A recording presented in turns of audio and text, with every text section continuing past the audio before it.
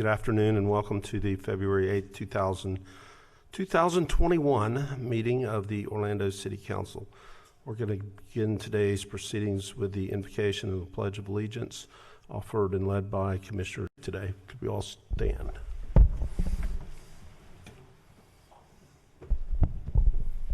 The invocation? You want us to sit for the invocation? If you'd like, I've got something to read, so I need to sit. Okay, let's sit for the invocation. I and we'll stand apologize. for the pledge. I saw. I didn't actually see that you had notes, but yeah, I thought today, given what seems to be a lot of anxiety in the world over certainly our health challenges, some political challenges, and some economic challenges as a result, I thought I'd share a parable that some of you may have heard, but hopefully it gives us a little bit of reflection on how we might be able to deal with some of this. And it's an old parable about, it's called The Wise Old Mule.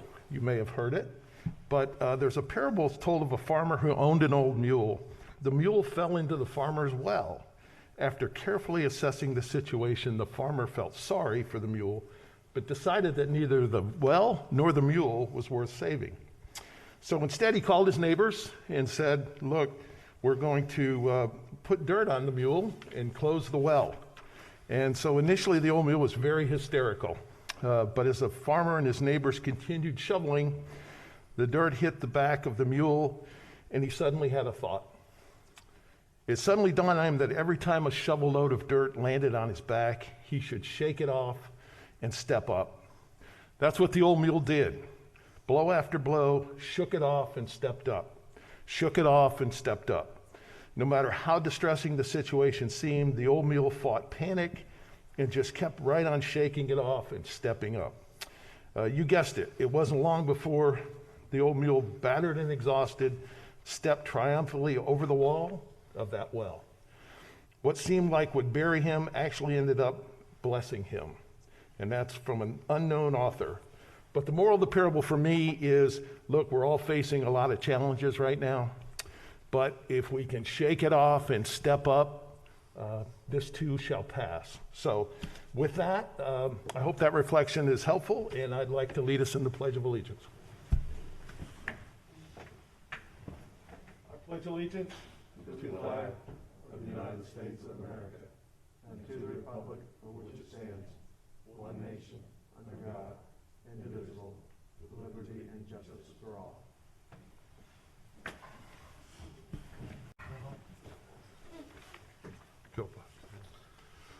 thank you for those welcome thoughts, Commissioner Gray. I'm going to call the meeting to order. Madam Clerk, would you call the roll and make a determination of a quorum, please?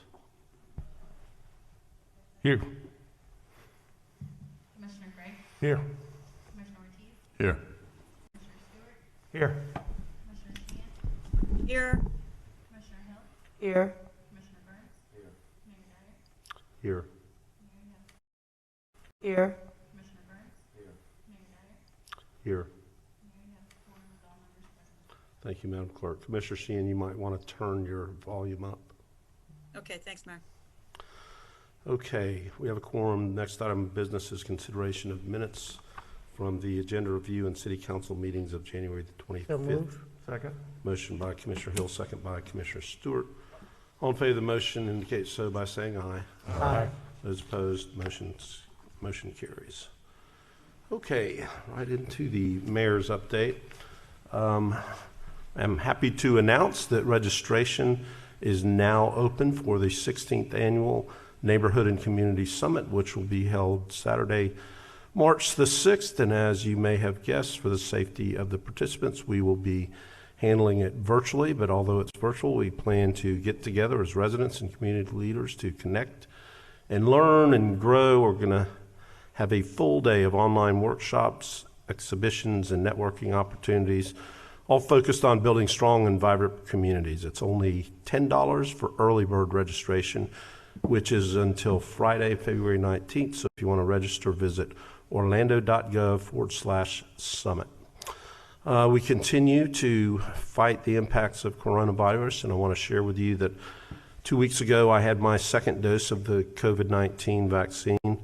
I did that as an example to others in the community that it is healthy and safe and a good idea to do. So we're only going to get back on track if we get to a stage of about 80% of us having had the vaccine. So we know it's going to take some time. Right now, we're still prioritizing our residents who are 65 and older, but I encourage every person in our community, when they comes to your turn, to please consider very seriously taking that to protect your families and others. Item of note that I want to mention on the agenda, which is pretty light, but F1 is a partnership with West Lakes Partnership for a food distribution program, and in light of COVID, we're leveraging our federal CARES Act money for a distribution program for low-income households that have been impacted by COVID-19. West Lakes will be able to host 6 of its bi-monthly food distribution events and perform weekly food deliveries to seniors. So a lot of our residents have been impacted, and every time I go to one of the food distribution sites, and there are many great organizations doing that, I see long lines of our residents who are in need of those services. So thank you to our partners that fight hunger and support our residents in need. With that, we'll move on to the consent agenda, and that's a number of items acted upon through a single vote of council.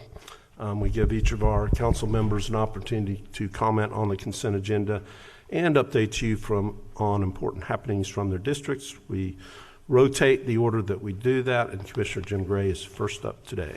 Thank you, Mayor, and I'll be brief given the fact that we've got a lot of folks, I think, that are going to weigh in on the hearing. So I did want to mention to everybody, it may be a benefit whether you're in District 1 or not, on Thursday, the 25th of this month, folks at Tavistock are going to do a virtual kind of community meeting to share with neighbors all the different activities going on in Lake Nona. It won't be every single one, but it's a general overview on the happenings in the Lake Nona area. And I've asked them to do that. A lot of residents are asking. There's so much going on. So it's the 25th at 6:30. Certainly could get anybody here hooked into that. It's a virtual meeting, and it might be just good info and good background given what's going on down there. And then also I would remind everybody on March 1st, coming up, UCF's teaching hospital that they've done in partnership with HCA will be opening. They're having their grand opening on March 1st. So you might, again, I think that's a virtual event given what's going on, but something else might want to put on your calendar. So with that, I will yield my time to Commissioner Ortiz. Thanks. All right, thank you, Commissioner. Commissioner Ortiz. Thank you, Mayor. Commissioners, shake it up and step it up did not work for Kansas yesterday. What a Super Bowl. That was not a game. That was a massacre, an execution. Poor Kansas didn't have a chance to do a touchdown.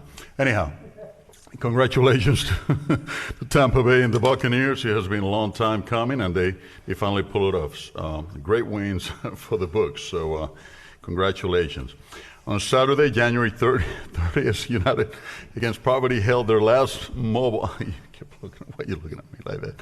Food market for the month at Englewood Neighborhood Center. I want to thank all of those who are involved in the continuation of this event that has allowed City of Orlando residents to purchase food at an extreme affordable price. During a time when our community strength has been tested, they stepped up to the plate in order to provide. It has been an honor having them based on one of their many operations of service in District 2.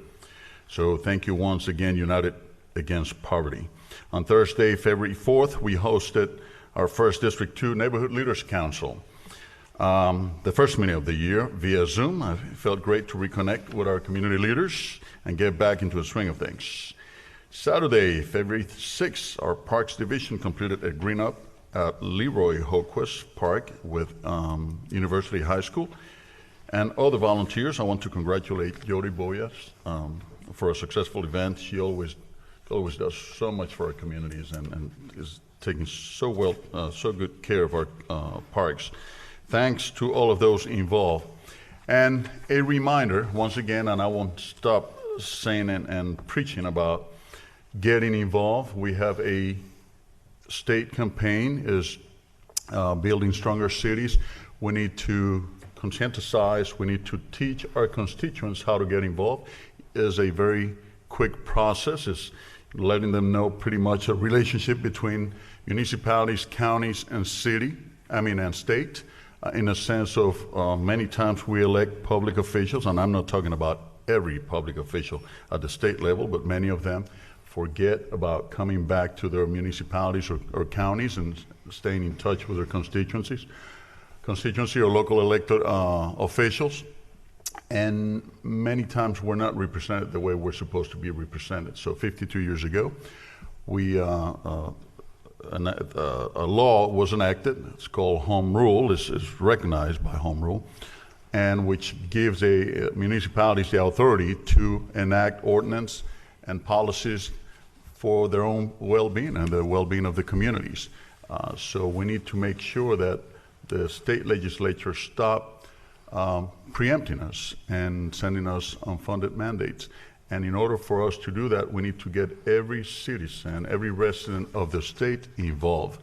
And it's a very quick process. It only takes 2 phone calls, one to your House representative, one to your state senator. But before that, of course, you have to get acquainted with what the legislative priorities are. You can find those at buildingstrongercities.com or the Florida League of Cities website. And if you agree with those, please make those phone calls, or please send your state legislators an email just to let them know that you agree with these priorities and that you want them to support those. After the legislative session is over, we will issue a legislative summary, so each one of our residents of the state know how those legislators voted on those legislations that you ask them to vote for. That way you keep track, and at that point you will make the decisions that you have to make in terms of voting for those legislators again. This is a campaign that we're holding statewide, and it's a pretty intense campaign, and we're asking everyone to get involved. Commissioners, mayors, citizens, residents, business owners, everybody. It's time for us to bring the influence and power of government back to our people, to our municipalities, and we need everybody involved in this. And with that, Mayor, that's all I have. Thank you. Thank you, Commissioner. We'll move on to Commissioner Stewart. Thank you, Mayor. And let me share a couple of things that have happened over the last few days. Some of you know that Dave Krepko, 16-year executive director and president of the Second Harvest Food Bank, has announced his retirement. I'm thrilled for him in that case, but I think it's going to be a lot of, he's done a great work over there, more than $1 million square foot warehouse, and it just brought a lot of innovation that we see around the world. Take this off while we're doing this. That we see around the world is really kind of coming out of Orlando. I'm so thrilled for David.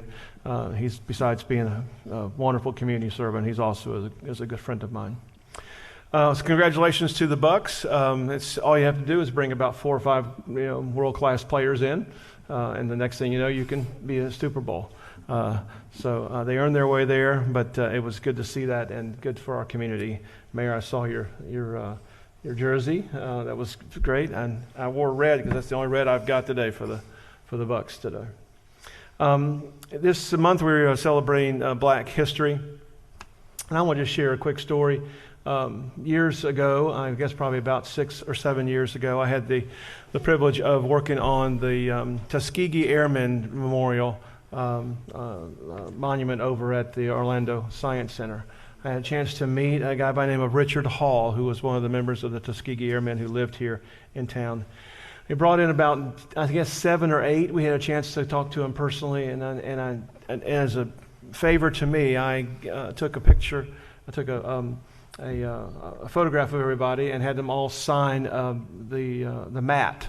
So I've kept that as one of those few treasures I have. Richard Hall passed away a couple of days ago, I guess probably about 10 or 15 days ago. But he was one of these Tuskegee Airmen that really, the stories about them and what they accomplished is incredible. The one story I remember is about the fact that the the bombers, who are typically led by the white officers, whenever they went into Germany, they called for the Tuskegee Airmen to be their leaders. They wanted the Red Tails there because they were the top fighters. And I think that speaks highly, not only of the fact that in wartime you want the best there, and then the second is that they were the best. So I'm thrilled about being able to know Richard Hall and to honor him, especially during this month to honor Black history. A couple of things. Tony, thank you. Building Stronger Cities .com is where you want to go. I won't repeat everything that Commissioner Ortiz has said, except to say go there, and if you go down to the link, it'll ask you how to get involved, and all you got to do is just follow that link, and you'll be engaged in the process. A couple things coming up. Valentine's Day is coming up, and there's a lot of great activities. I appreciate so much our city assets that we have. Lou Gardens, the Front Yard Festival, Orlando Shakes. There's just plenty of things to do. Go to our website and look and see about what you can accomplish, and enjoy our city amenities. Also, I will share just kind of on the sidebar, if you're buying stuff that you want to, because it's Valentine's Day and you just kind of want to, which is a great idea, please remember to shop small. I can give you, if somebody will contact me, I'll give you names of 10 or 15 small family-owned stores that are in our city that have got some wonderful little gifts and knickknacks, but please shop small. And then the other thing I wanted to share with you is that President's Day is coming up. It's an opportunity, again, for us to remember those founders of our country, especially Washington and Lincoln. Remember the impact they've had on our country as we move forward and the unifying effects that they had. So that's all I have, Mayor. Thank you very much for allowing me to share. Thank you, Commissioner. We'll move on to Commissioner Sheehan. Thank you, Mayor Dyer. Just making sure y'all can hear me okay? We can hear you fine. Okay, wonderful. I turned that volume up a little bit. Thank you for that. And had a few things happening over the last couple of weeks. We were working with the Lake Davis neighborhood on a Lake Davis historic district. These are always a little bit contentious, but under the circumstances right now, it really became explosive. The committee decided not to move forward. You know, it's hard enough to deal with difficult issues, but I think it makes it even harder when you're dealing with them via Zoom and social media. And unfortunately, it was just not the time to move forward. But I would just like to recognize Heather Bonds and Richard Forbes for the hard work that they did, because whenever you're going forward with even designated a historic district, there's a great deal of work that goes into that. And Heather and Richard did a really great job. And I want to thank them, as well as the committee, Mark Line, Doug Prince, and all the others that were there. Maybe we didn't get there this time, but you know, I'm hoping that maybe in the future we can look at ways to really preserve this beautiful downtown neighborhood. And I really want to recognize the staff that worked so hard on that. COVID numbers, as everyone knows, unfortunately are going up. This is not the time to be complacent. We are concerned about super spreader events. I've gotten lots of emails from people concerned about the conduct of folks in downtown. The mutations and variants can be very, very dangerous. We have a few more months before we're going to be able to get enough vaccine for everyone, and now is not the time to give up. So we have Mayor, I want to thank you and the Orlando Fire Department. I know we have a very good distribution plan ready once we get vaccine, and you are working diligently to do that. But, you know, I'm just begging everybody, let's not mess this up now. You know, people are losing friends and family, and we need to make sure we look out for one another, and not play roulette with our lives. You know, I lost half my friends between the age of 25 and 30 to AIDS during a pandemic. So that's why I take this very, very seriously, and I'm begging everybody to continue to take this seriously. I want to thank Keep Orlando Beautiful for a wonderful recycling event over the weekend, very social distance, very safe, drive-up event. They were collecting electronics and textiles. This is a wonderful event, keeps a lot of items out of the landfill, and a lot of the components on the big screen TVs and computers and things like that can be reused. So I just want to shout out to Keep Orlando Beautiful for doing this wonderful event. And on the agenda today, I'll really have big in District 4. On the agenda today is the Soto Animal Hospital. We're working with them on a business assistance agreement, and I just think this is great. This is an exotic pet vet. Somebody's got to have a place to take their rabbits, ferrets, and birds. So again, a really great business in District 4. And with that, I will pass to Commissioner Hill. Thank you, Commissioner. Commissioner Hill. Thank you, Mayor Dyer. Well, good afternoon, Council and Mayor Dyer, and happy Black History Month. You know, I'm proud to say, Mayor and Council, here in the city of Orlando, every day is Black History Month. We are appointing this because that's what the national thing is. But, you know, we truly celebrate people of color, inclusion, and diversity.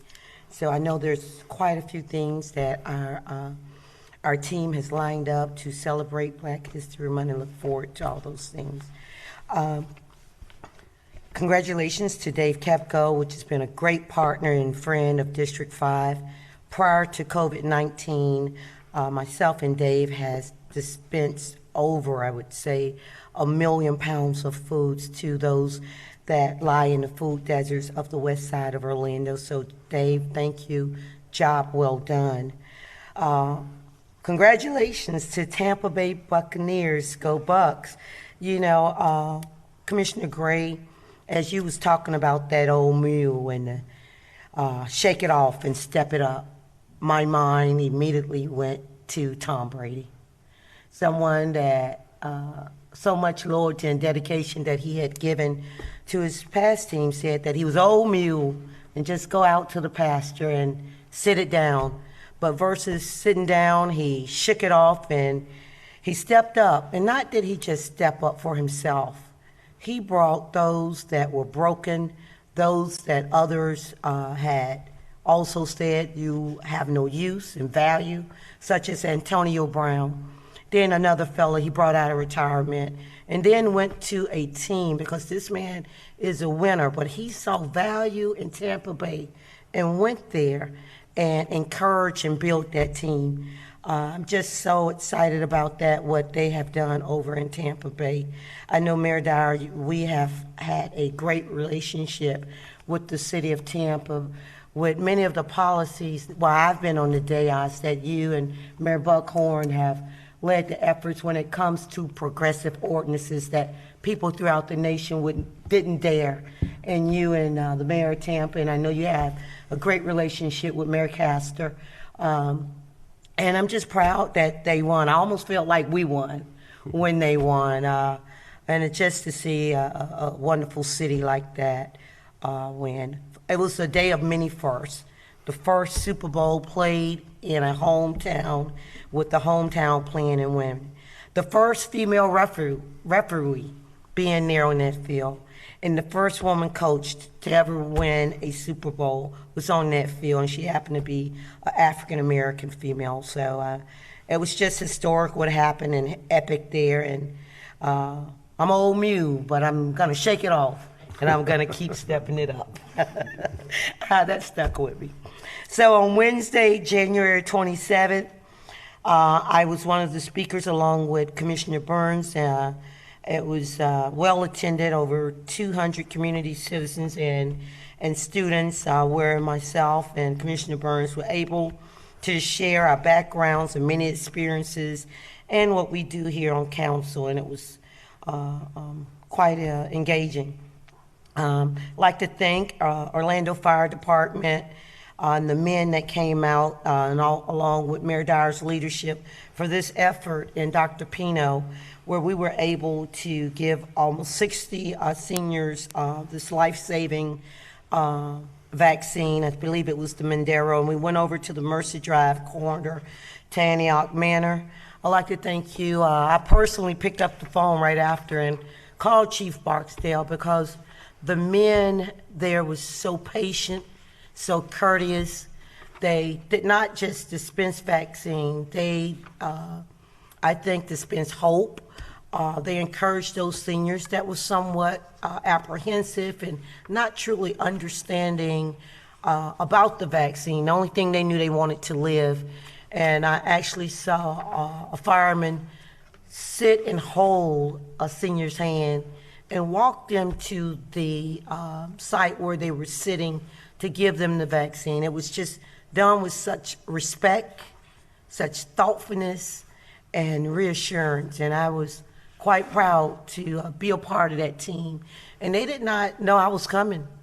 So this was something that they were doing prior to me getting there, and helping those seniors that didn't quite know how to register, fill out that paperwork. And I'll say Mayor Dyer was very diverse because there were Hispanic firemen there that spoke Spanish, because some of the residents just could not, I would say, read that consent form properly. So I will say, as we move forward, that we will have a consent form that is in Haitian, Creole,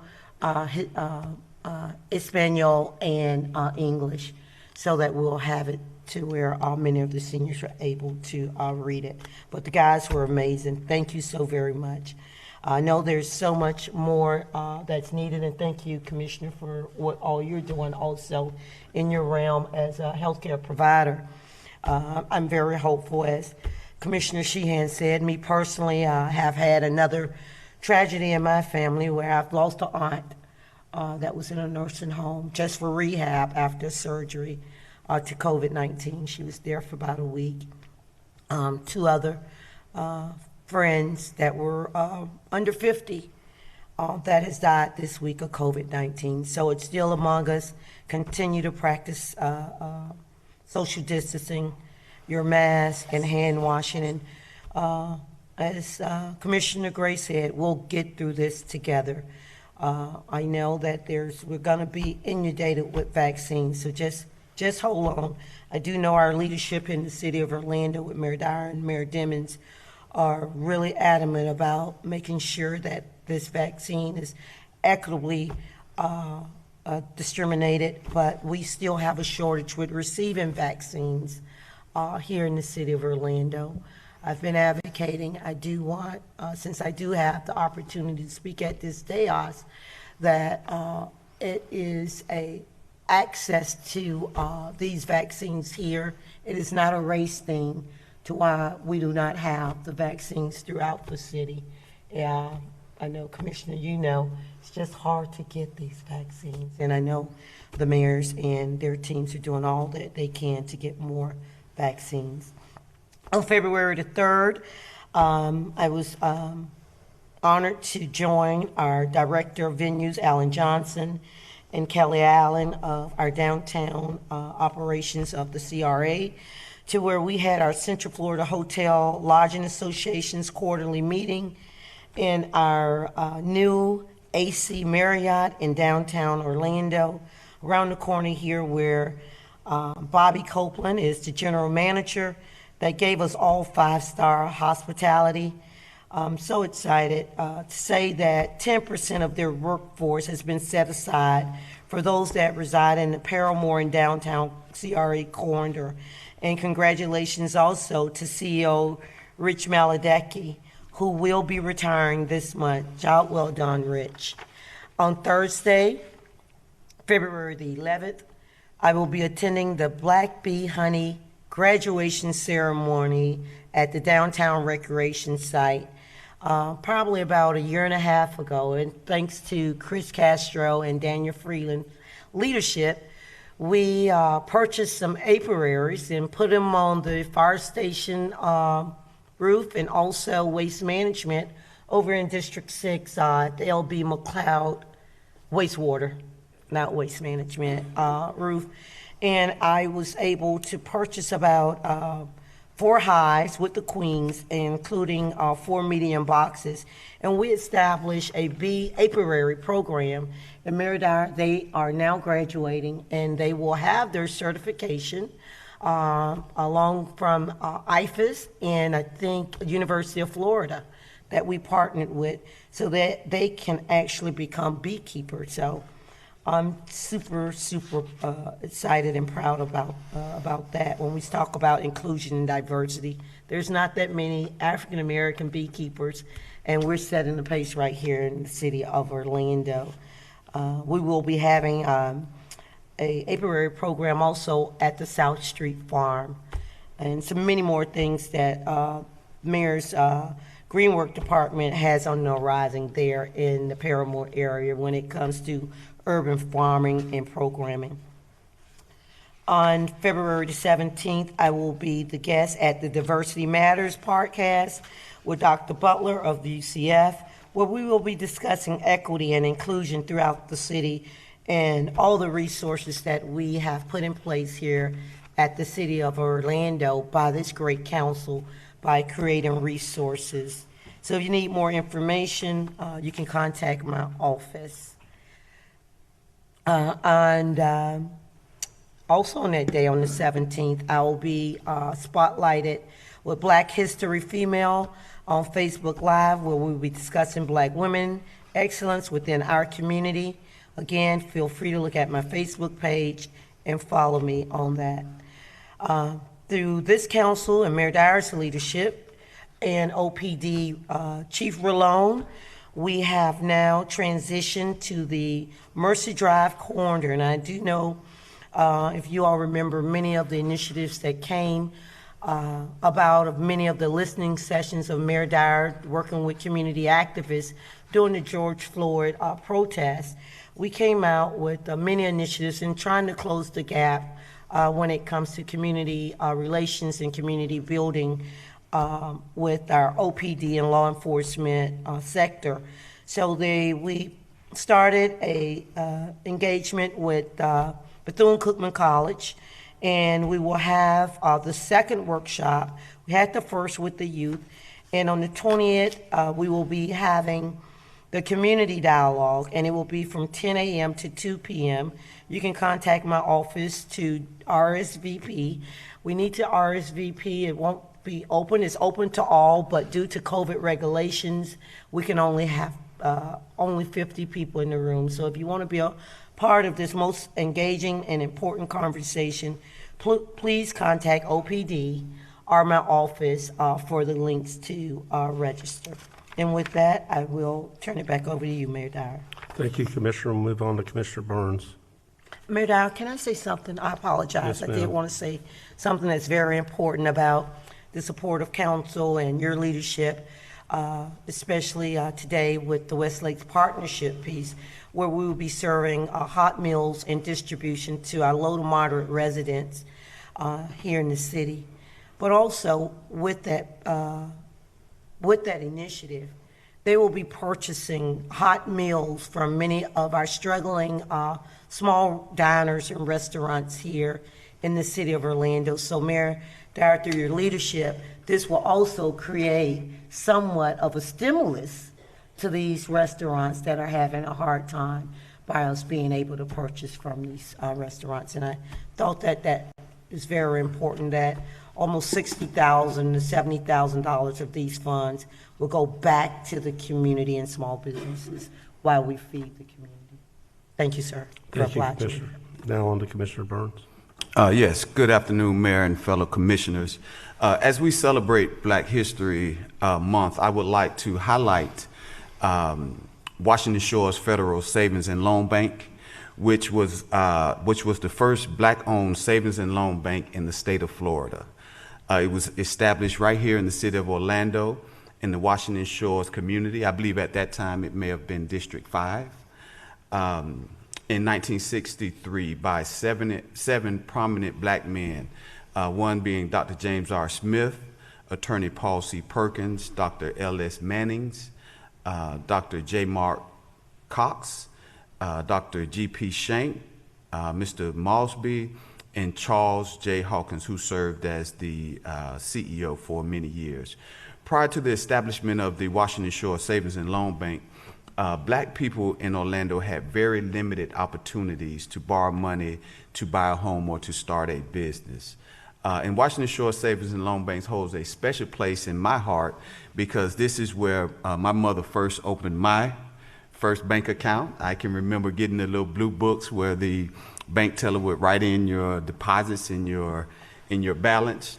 But it was there where I began to learn the importance of personal finance as well as access to capital. So there are a lot of great Black history facts coming out of District 6 in the city of Orlando, and I just want to take this opportunity to highlight this bank. The building still sits at 715 West Goldwyn Avenue and operates as Exium Bank.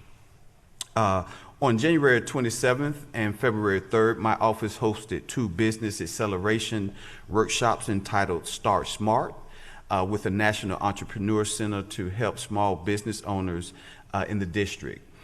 Thanks to Jerry Ross from the NEC, his team, Kim King Masonette from Economic Development, for working to put these workshops together. Jerry received a 100% excellent rating from those who attended. We do have the sessions listed on our Facebook page where you can go and listen to the full session. And I look forward to partnering with the NEC in the future. Also, to help small businesses in our district, as Commissioner Hill mentioned, a lot of our small businesses are struggling during this time of COVID-19. So to help them, we've started an effort to name the District 6 Small Business of the Month to highlight the great small businesses in the district. For January, I named Justin's Caribbean Fusion on Conroy Road, owned by Danny and Rillery Justin. Justin's has been open for over a year and offers some of the best Caribbean food in the city. Thanks to Justin's for hosting us, for the great food and atmosphere they bring to the district. And they're located at 6700 Conroy Road, not apartment, but Unit 120. So please stop by and enjoy some great Caribbean food. Also, on Sunday, January 31st, my office partnered with Representative Geraldine Thompson and Representative Travaris McCurdy to offer over 500 COVID-19 vaccines to seniors in the district. Thanks to my home church, Mount Pleasant, for opening its doors and being a willing partner to serve our community.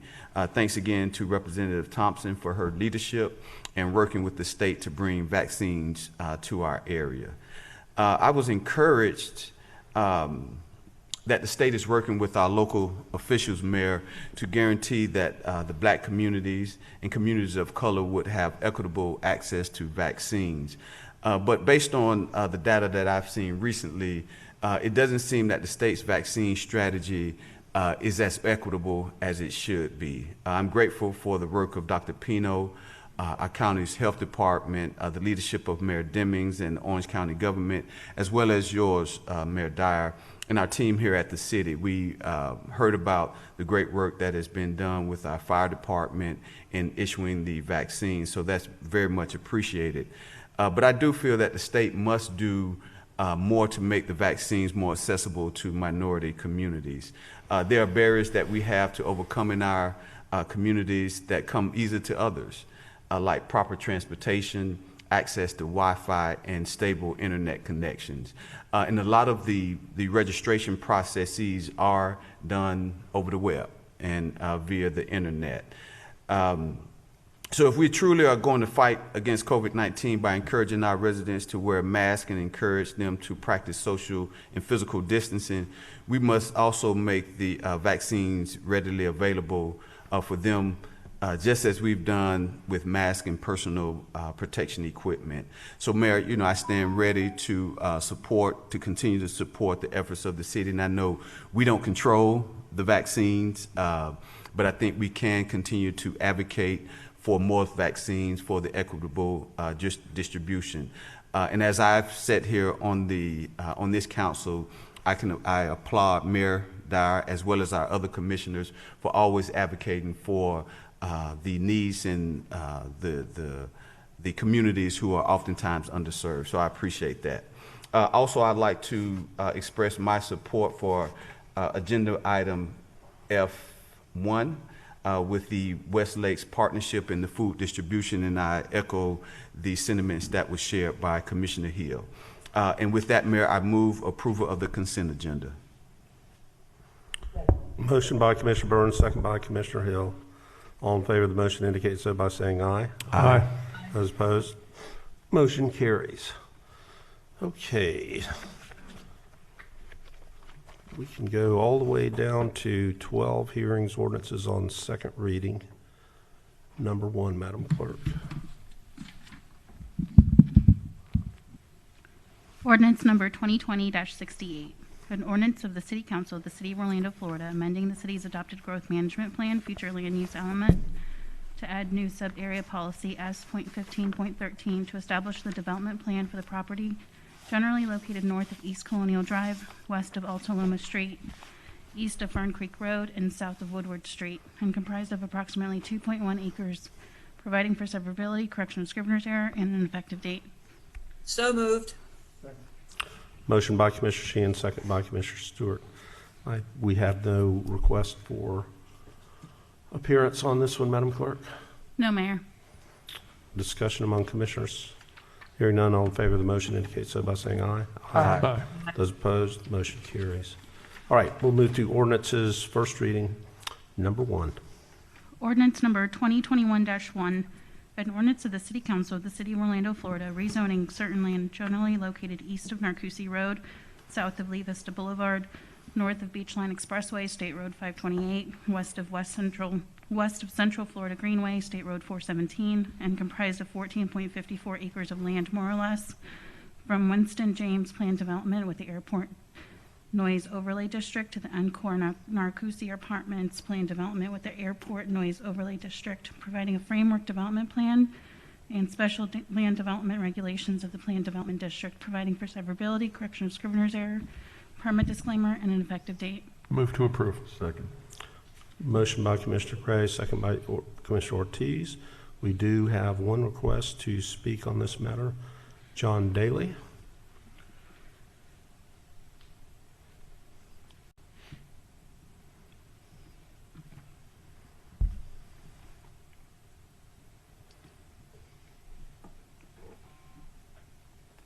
Afternoon, Mr. Mayor and Commissioners. Can you hear me okay?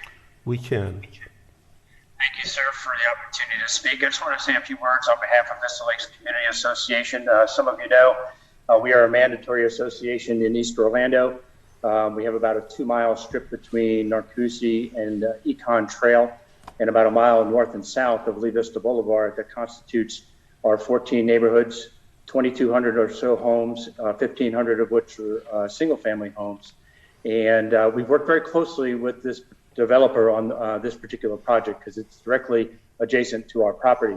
I want to thank Commissioner Gray for his continued efforts to encourage folks with plans to actually build in our area to reach out and do community outreach. And this particular developer did that with us.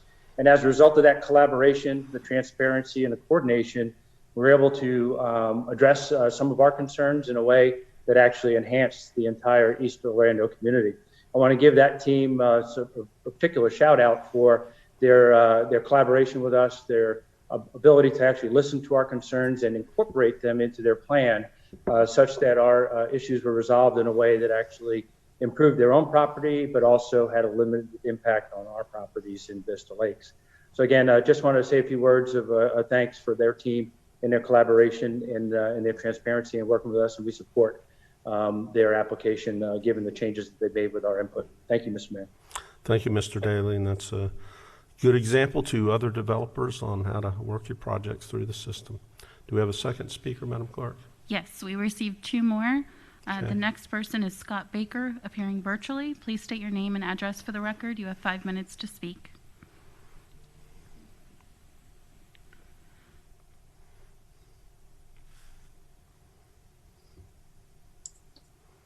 Good afternoon, Mayor and Commissioners. This is Scott Baker with Zimmerman Law Firm. We represent the developer, and I am really appearing to make sure I could respond to any questions that came from council, but also to echo what Mr. Daly said, that we're really pleased to have worked out several issues with the neighbors, and we really appreciate the input and the commitment of the Vista Lakes homeowners to engage with us and make this a positive contribution to the community. That would be all of my comments, Mr. Mayor. Thank you. Okay, did anybody have any questions, Commissioners? Nope. Okay, third speaker. And then we have a third speaker appearing in person by the name of John Abion.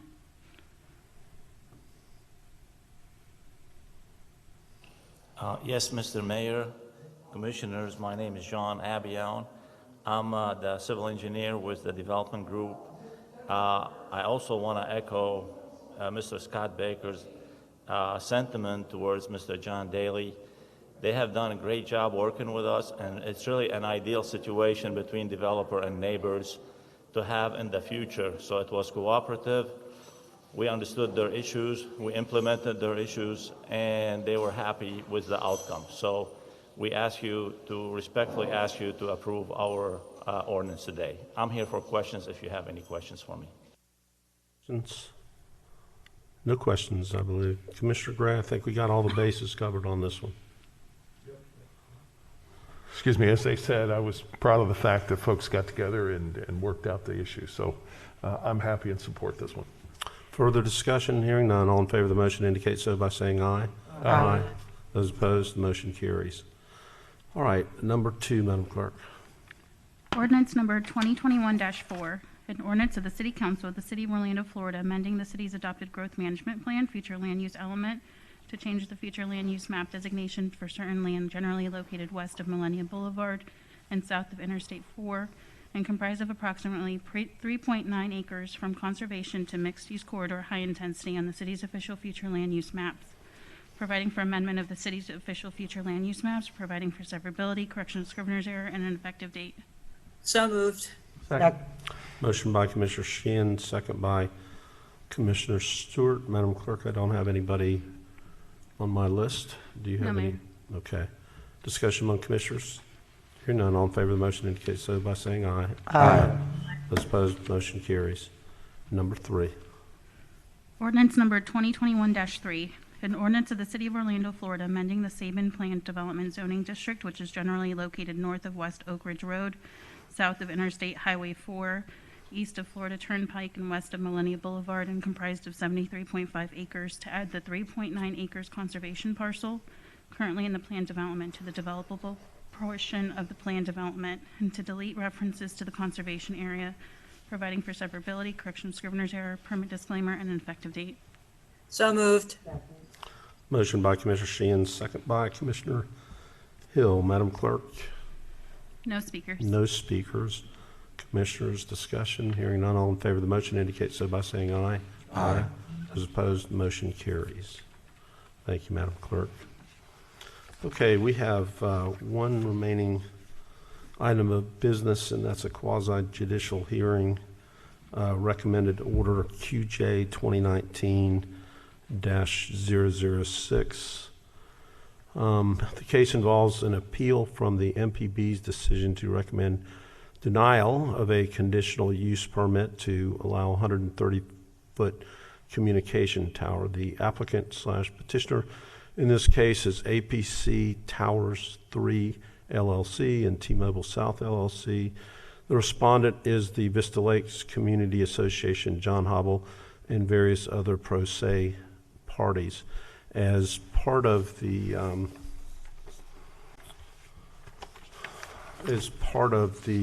findings of the hearing officer, he ruled or found that the pro se individual parties were adversely affected parties pursuant to our code, which gives them standings as party similar to the respondents. So the way we're going to proceed, pursuant to section 2.209 Orlando City Code, the council will not entertain comments from the public. However, City Council may allow staff and each party up to 10 minutes for oral presentation or argument. So what I thought we would do, in fairness to everybody, is to give staff, the petitioner, and the Vista Lakes Community Association 10 minutes each, and then the other intervening parties 5 minutes each. And I have a list that has about there's 16 in total, but 2 of those are Matatanai John, who is the lawyer, I believe, for the petitioner, and Karen Consuelo, who is the lawyer for the respondent. And then there are 14 other appearances from the per se parties. So I don't know if they all want to speak in what order, but why don't we proceed with having Elizabeth take her 10 minutes, the petitioner take her 10 minutes, and then the association, and maybe Karen can enlighten us on how the rest of the parties want to interact. I know she probably doesn't represent them, but maybe there's a game plan. So let's start with Elizabeth.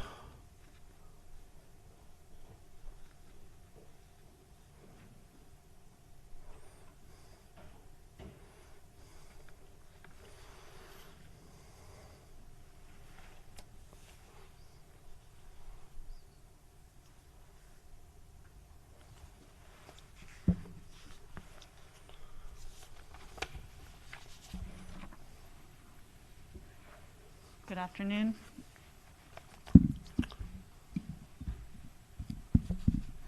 Good afternoon, Mayor and City Council. Can you hear okay?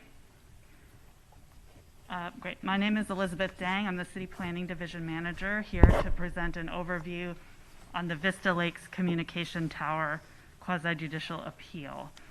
The MPB recommended denial in December of 2019, and it was appealed by the applicants APC and T-Mobile.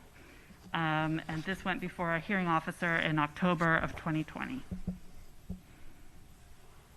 This project is located at 8849 Passaic Parkway, north and east of Passaic Parkway, and south and east of Lee Vista Boulevard. The cell tower is proposed to be in the parking lot of St. Peter the Apostle Coptic Orthodox Church. This wider map view shows that the church is located northeast of Narcoossee Road and just southwest of Odyssey Middle School. So the original request was for a conditional use permit for a 130-foot tall communication tower with a waiver for the distance to the office zoned portion of Vista Park and to the multifamily development within the Vista Lakes PD. A modified tower height and location were presented during the quasi-judicial hearing process. The timeline is that on December 17th, the staff recommended approval of the conditional use permit to the Municipal Planning Board. However, the Planning Board recommended denial. On December 27th, 2019, the applicant filed an appeal. On October 29th through 30th, 2020, that quasi-judicial hearing proceedings occurred, and on January 13th, 2021, the hearing officer's recommended order was issued. The future land use designation of the property is residential low intensity, and the zoning is PDAN. It's part of the Vista Lakes PD shown in neighborhood 14. This aerial photograph shows the location of the church and the parking lot. City code requires distance separation from residential zoning districts, R3A or less, and any office and residential district or residential component of a PD, which requires either a 200-foot separation or 300% of the height of the tower, whichever is greater, and measuring from the proposed cell tower location to the closest possible setback for a building in the adjacent zoning. So originally the proposal was for a 130-foot tall monopole tower requiring a separation of 390 feet. The closest single-family residential to the south is 460 feet away, which is compliant.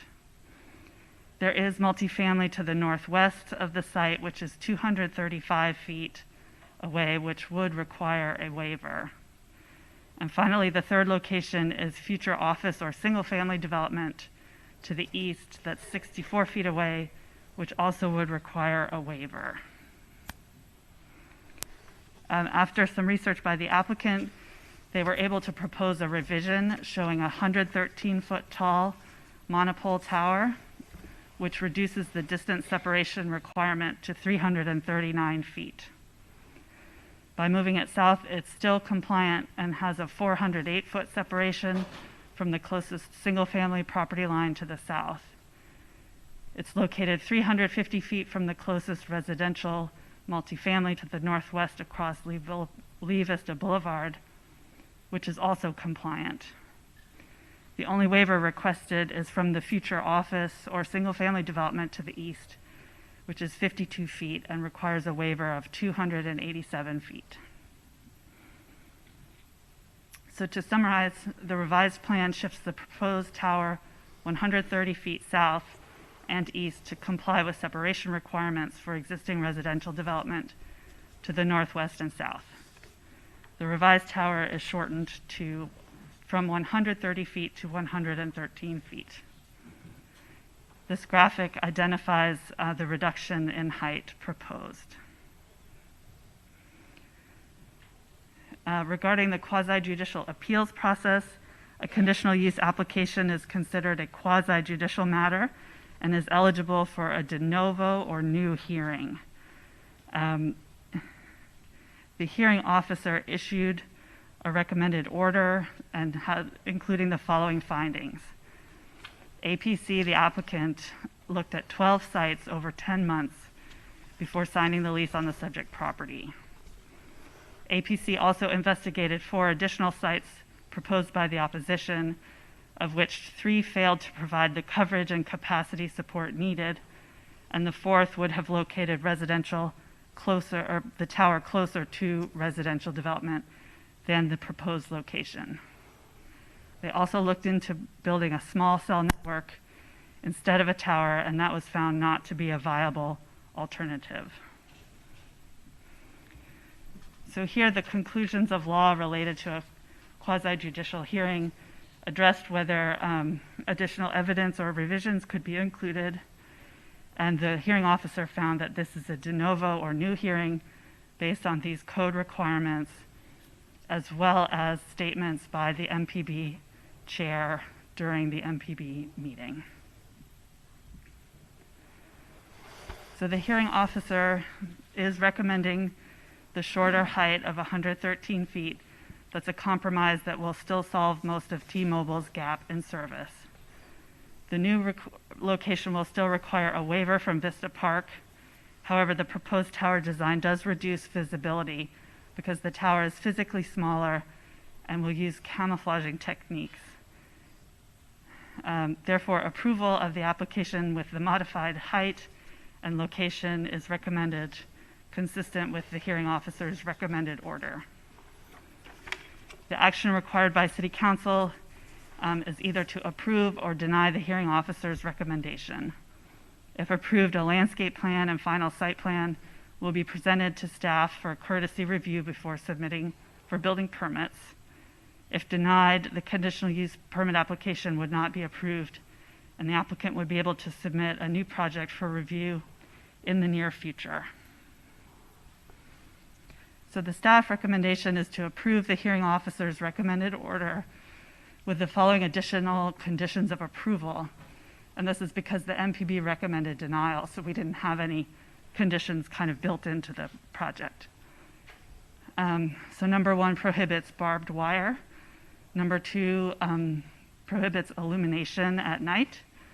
Number 3 requires preservation of trees in the right-of-way and along the northern property line. Number 4 requires a black vinyl-coated chain link aluminum fence. Barbed wire, again, not permitted. If a wall is constructed in lieu of a fence, the wall must be a minimum of 8 feet in height and have a decorative finish. And finally, a landscape plan must be presented to planning staff prior to submitting for permits. And I'm available if you have any questions. All right. Questions or comments for Elizabeth at this point? Okay, then we will. Commissioner Burns? Yes. Yes, Elizabeth, thank you for your presentation. I was just curious, with the, what are the reasons for the distance between the towers and residential as is stated in the code? Do you know what the specific reasons for those are? Is it a health concern or just aesthetics? It's based on aesthetics, neighborhood compatibility, and kind of the general zoning standard that we look for buffers between uses that This is a more commercial type of use, as opposed to being something that would be appropriate immediately in someone's backyard. Our code does not assess the health impacts or potential for those. Okay, thank you. Mayor? Commissioner Stewart? In the new location, Elizabeth, what's the actual distance, I guess, to the northwest as well as to the southwest, to the nearest? Do you have an idea? I know you said it falls within the tolerance of 339 feet, I guess, but I'm just asking. So it's 408 feet to the nearest residential lot, which is this measurement from here to this rear yard setback. Elizabeth, you need to share your screen again. Or whoever. There we go. Okay. So once again, here's the proposed revised tower location, which is a little further south. And this measurement to the southwest is 408 feet to the rear setback of the nearest single-family home. And then 350 to the northwest. Yes, this direction right here. Okay. Right, thank you. Mayor, if I Commissioner might, Gray. point of clarification, while Elizabeth is correct, this modified site solves the proximity issue with existing residential. What it does not do, and Elizabeth, correct me if I'm wrong, what it does not do is solve the proximity issue to, as you look at this map to the right, that's to be developed homes. Vista Park, and we've been through that before, but my issue is this modification solves the original issue, but now you're placing this tower too close to the to-be-built homes with no input from that owner about how that affects their property. So, point of clarification, and I'll make some more comments later. Is that correct, Elizabeth? That's correct. They did receive a notice as an adjacent property owner, and we did not receive any concerns about the proposed location. Excuse me. May I speak, Mayor? I do have a question. Yeah, don't remember, you guys can make a request to speak, but Commissioner. Thank you, Mayor. So, Elizabeth, I guess my question, you stated that city notified the owner where new homes or development is potentially to be built, and he had no concerns about it? Or did we get a response from him saying he's not concerned? Or how did that happen? I'm trying to figure that piece out. I believe that's addressed directly in the hearing in the recommended order, and it's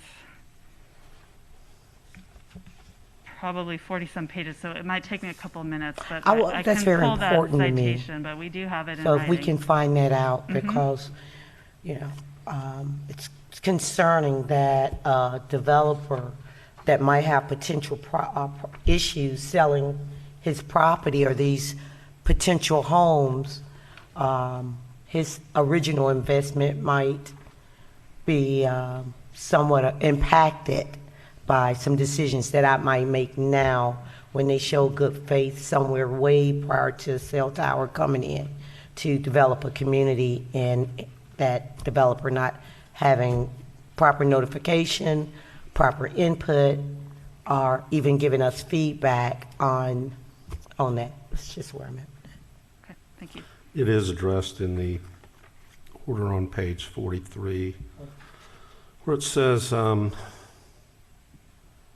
additionally, nothing was presented at the quasi-judicial hearing showing that after discussions with APC, Representative Loma Endeavors, Inc., DBA Loma Land Company, the owner of Vista Park, ever objected to the communication tower being located on the subject property, the church site. So it says they didn't object. They didn't affirmatively say that's great, but it is in the record.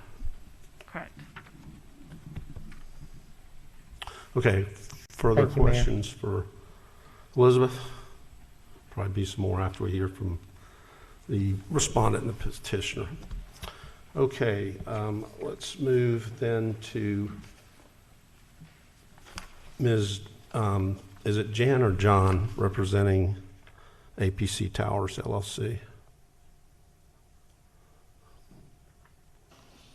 Good afternoon. Matt Tanaya John, 935 Main Street, Suite D1, Safety Harbor, Florida, 34695. I'm here on behalf of APC Towers and T-Mobile South. Just to address the questions from Commissioners Gray and Hill, Loma Land actually received copies of the plans, and Mr. McNichol discussed the project in detail with them before the hearing. That was part of APC's efforts to try to locate the tower on that northwest corner of the Vista Park property. So Loma knew exactly what was being proposed and had a full opportunity as a sophisticated landowner to object to the MPB hearing, and they did not. Moving on, APC and T-Mobile object to the 5 exceptions that were placed into the record by the opposition. I have a short presentation. If I could please have this laptop that's here at the station connected to the overhead system.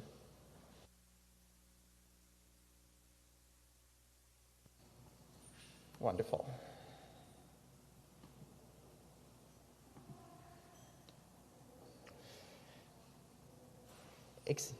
We object to exception 1 on the basis that it does not match your code. Your old appellate code allowed discovery and new evidence to be put into the record, and the appeal process was held out to at both municipal planning board hearings as de novo. Your revised land development code for the appellate section flat out states that it's a de novo hearing in the plain text. The other thing is that saying that the application could not be amended would be logically inconsistent with your conditional use code. Specifically, section 65.284 allows conditional uses to be revised, allows the city commission to place conditions on conditional uses. That's after the MPB has had its say, that's after staff has reviewed, and that includes things like limiting height, size, and locations of buildings and structures and establishing yards and open space dimensions, as well as a saver condition down at the bottom there. Exception 2, we object on the basis that this misstates the hearing officer's order. The hearing officer did not say that the city could not restrict towers in residential low. He said that communication towers are not prohibited per se, banned outright from residential low future land use category. And that's at the recommended order at page 41, paragraph 126. And that's because the hearing officer is complying with federal law on this. Federal law, the Telecom Act has several rules for what constitutes a ban on towers, depending on where you are, but even the most strict rule, which is general bans, which is followed by the most restrictive circuits, this would fail that. And you can actually see that in 360 Degrees Communications v. Charlottesville, Albemarle, and that's actually a case that was cited by the opposition in their response brief back in January 2020. We object to exception, one moment, let me switch my page.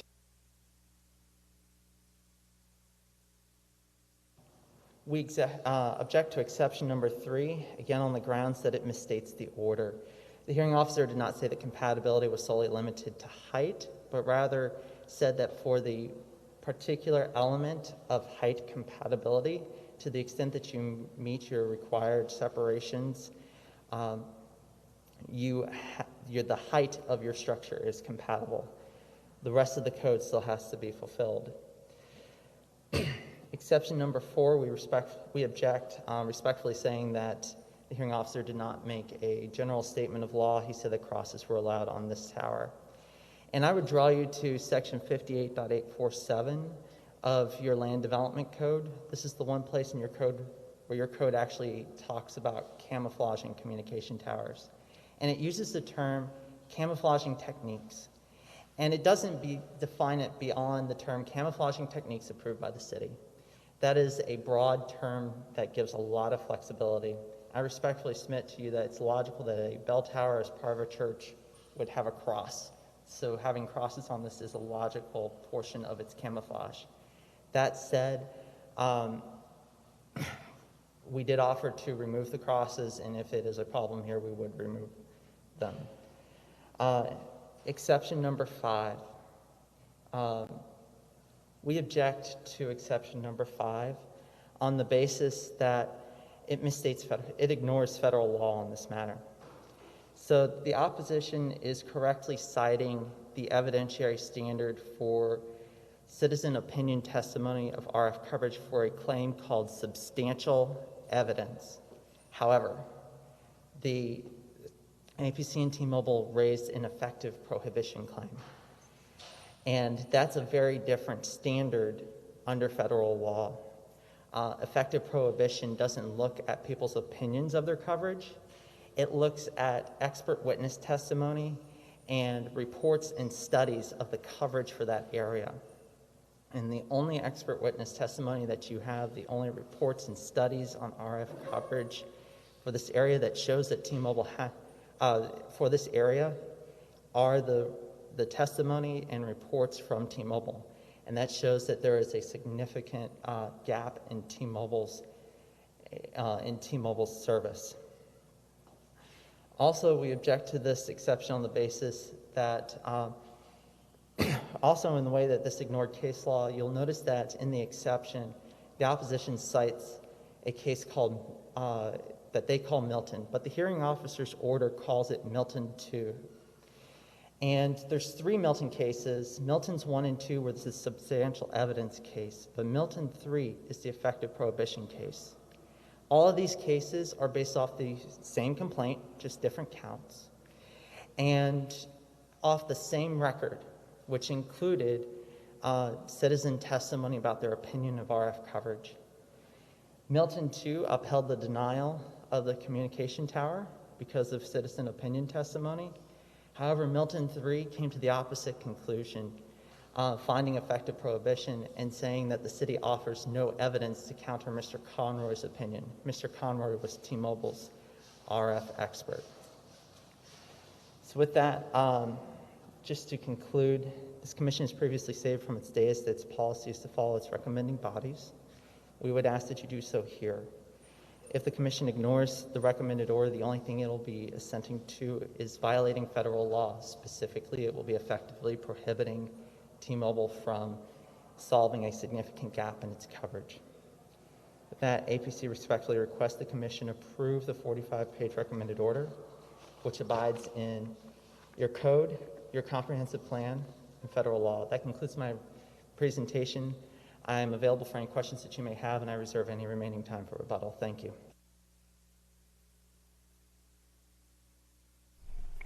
You have 2 minutes remaining. Are there questions of Ms. John at this point?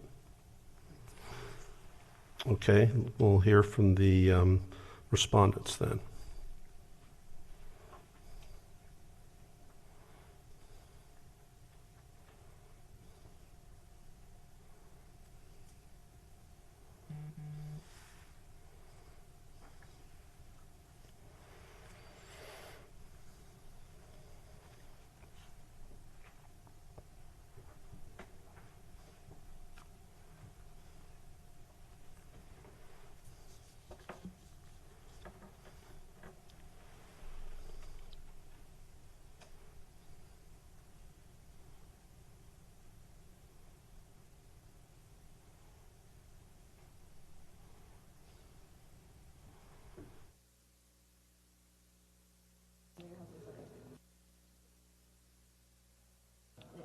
Mayor Dyer, this is Karen Consolo. Are you ready for me?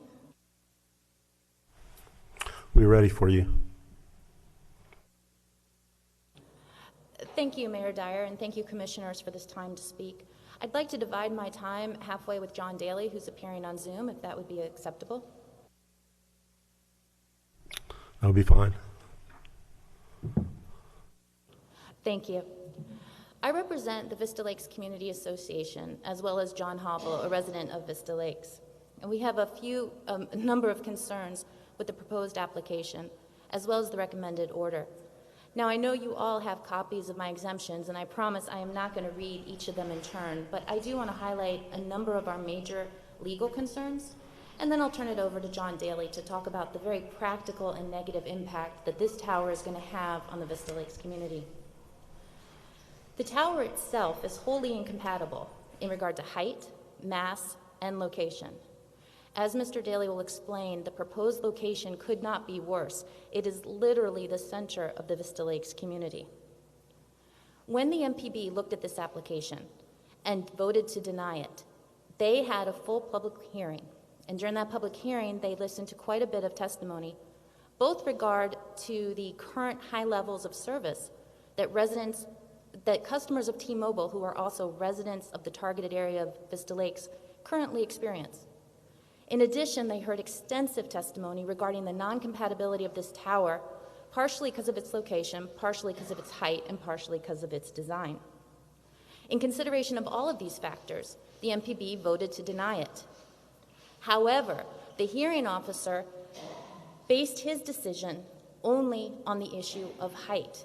Even though there were hours of testimony at the quasi-hearing about compatibility, he essentially ignored all of that in issuing his recommended order. The concern there is that in presenting a brand new application through the quasi process, the applicant essentially got to backdoor it in. The applicant did not have to go back to the municipal planning board for this new application. Public notices for the targeted areas that would be affected by this newly located tower were not notified, and therefore the applicant got to avoid that kind of public scrutiny. The new application was not thoroughly vetted before city staff. And, of course, most significantly, there was no input from the municipal planning board on this new application. In addition to those concerns, there's basically 3 other significant issues in this recommended order upon which we hope the City Council will reject it and adopt the municipal planning board's recommendation of denial. First, adoption of this recommended order will be acknowledgement by City Council that the city does not have the authority to ban cell towers in any large geographic area. The hearing officer found that the clear language in the residential low future land use, which limits uses and does not include cell towers, could not be legally supported because he found the city does not have the power to ban cell towers in any large area. This could in turn then be applied to any other future land use area and could be applied to any large zoning area. Second, adoption of this recommended order will endorse the hearing officer's conclusion of law that cell tower compatibility is limited to an evaluation of height.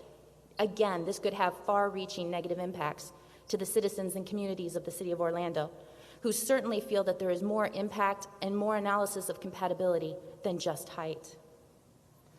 And finally, adoption of this recommended order will authorize applicants to completely change their application after the city's reviewed it, after the public notices have gone out, and after the MPB has had a chance to vet it at a public hearing, and instead essentially create a backdoor process by which a whole new application will be reviewed by only one person, the hearing officer, before being brought to City Council.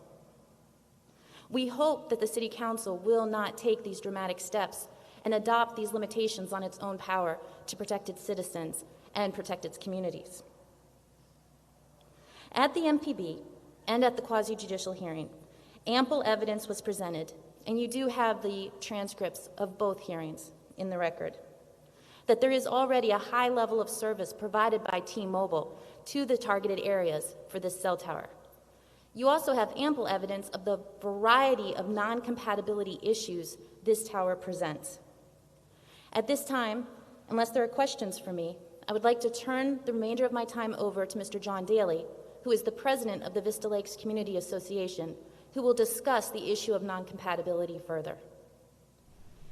If it would be appropriate, I would ask that the timer be paused while his Zoom account comes online. Okay, we'll pause it at 5 minutes, and we'll come back with questions for either of you at the end of his presentation. Thank you, Your Honor.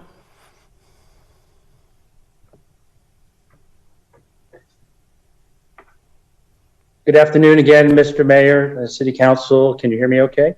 We can. Go ahead. Thank you, sir, and thank you for the opportunity to speak, and thank you, Karen, for a presentation on the legal exceptions to the recommended order, which I think you captured very well. A couple of things that weren't shared with by the city staff in their briefing that I want to point out. The December 19th Municipal Planning Board hearing, the vote was 6-1 against the request for the waiver based on the compatibility issues, the standoff distance, and the signage issues that you've already heard about. 6-1. In addition, what wasn't shared by the staff was look out at the seats that are in front of you right now from the dais. Half of that room was filled with residents of Vista Lakes or other communities that were there to oppose this particular cell tower. And we know of only one person amongst that entire group that were there on that day that was there to support the cell tower. That ratio was consistent with the emails received by the staff prior to the MPB, where they received over 100 emails directly on this issue, with 98% of them opposing the cell phone tower in the proposed location. In addition, a petition of about 250 residents from Orlando signed in opposition of the cell tower in that location. Some of you on the dais, particularly the commissioners, have received emails over the last few days on this issue, most of them recommending that you vote no on this quasi-judicial hearing recommended order. Keep in mind that those emails that you received are not just from District 1 residents, they represent every district that is represented on the dais from 1 through 6. Not just residents of East Orlando or Vista Lakes, because those who have actually thoroughly reviewed this particular hearing and the principles of the hearing recognize that the MPB was correct in its initial vote of 6-1 to deny this particular waiver for many reasons. Karen mentioned about the compatibility issue that I will talk a little bit more about. I mentioned earlier when I was addressing the Encore Apartments and our great collaboration with them, that our neighborhood runs a 2-mile stretch of Vista Boulevard. The location shown on the map is literally smack dab in the middle of that 2-mile strip, immediately across from our recreation center, where 7,000 of our residents a month actually use the pool, fitness center, or tennis courts, and would have to look at a cell phone tower in their view, which doesn't exist today. A cell phone tower that is more than 2 times as tall and at least 10 times as wide as the church steeple and the cross that are currently there at the church. It's clear, looking at our community of 14 neighborhoods, which includes single-family and multifamily homes, that there's nothing consistent about this cell tower with our world-class and award-winning neighborhood. I'll also point out, at least I'll share with you my background, 35 years of public service as a federal executive and federal leader, that I've drafted, reviewed, and edited federal executive orders signed by the President of the United States. I've drafted, reviewed, and edited federal regulations that are established by various departments and agencies. And I've drafted, reviewed, and edited federal laws that were enacted by Congress in my career. And I'll tell you that the hearing officer improperly interpreted the intent of those federal language in those regulations. And he clearly went beyond the scope of what was intended, demonstrating significant overreach of the federal government in his interpretation. Commissioner Ortiz, you mentioned about home rule. Here's an example for us to demonstrate that. Here's an example for us to uphold our existing regulations and ensure that the cell phone tower that will be built somewhere in this area is compatible with the neighborhood. Or having T-Mobile actually use the small cell technology that was briefed for 25 minutes at the MPB in laying the groundwork for this particular application. And then instead of exploring the small cell technology further, putting a monstrosity of a cell tower in the direct center of our neighborhoods. Commissioner Sheehan, on your backdrop, it was beautiful to see Lake Eola, the centerpiece of Orlando. Well, basically, putting a cell phone tower where it's proposed right now is like putting a cell phone tower in the middle of Lake Eola. That's what it relates to in our neighborhood. So I encourage the commissioners to reflect on the emails that you received from some of your own constituents, to also recognize the fact that I personally spoke with the future developer of Vista Park, who had not heard about the change of the location, which brings it closer to their property, just confirming what Commissioner Gray actually shared with you. And I spoke to him last Thursday. So I encourage you to do the right thing on behalf of all of Orlando, do the right thing on behalf of the residents of Vista Lakes, send this back to the Municipal Planning Board so we can continue to ensure that whatever is built is compatible with our neighborhood, doesn't detract from our quality of life, and actually helps our residents here in East Orlando moving forward. It looks like my time is up. Thank you, Mr. Mayor, and thank you for the City Council for entertaining our comments. I know we have other residents who might want to speak, but just know that I'm here if they don't have time to speak or we're not able to join us. We had some residents indicate they were kicked off of Zoom already. But please know I'm a fiduciary for the community as the president of the Mandatory Association. John, then is your recommendation that I just do a roll call and let whoever's available or wants to speak, speak? That'll be fine, Mr. Mayor. I appreciate that. They may choose not to, but they did want to make sure that the city clerk and yourselves knew that there are many people in our community that would like to speak on this in a non-COVID environment and would be at City Hall to do that if the opportunity were there. So we're recognizing that many of them are working and they may not be able to actually speak right now. Thank you. Okay, we're going to go ahead and take that testimony. Karen, stand ready though. At the end of this, I'd like both of the attorneys to have a little bit of discussion on the Telecommunications Act of 1996 and the gap in service prong and the elimination of alternatives prong, because I'm a little hung up on whether the findings of the hearing officer, whether we can overturn those, and if we can't make a finding, then how we would not be out of compliance with the Telecommunication Act, not our own land use laws, but the federal law. But we'll do that after we have the other testimony. Okay, I have a list of 14 more people, so we'll do this the best we can. It says Tracy Hackwith and Devin Hackwith are here in person, so I'm assuming you're down on the first floor. Mayor, they did not arrive. They're not there. They're not there? Okay, Bianca Gill, virtual. We did not locate her. Corrine Flax, virtual. Did not appear. Okay, I have John Daly, we've already heard from. John Hobble. I guess Karen spoke for him. Peter Fong. Did not appear. Aaron Simmons. Is being unmuted now. Please state your name and address for the record. You have 5 minutes to speak.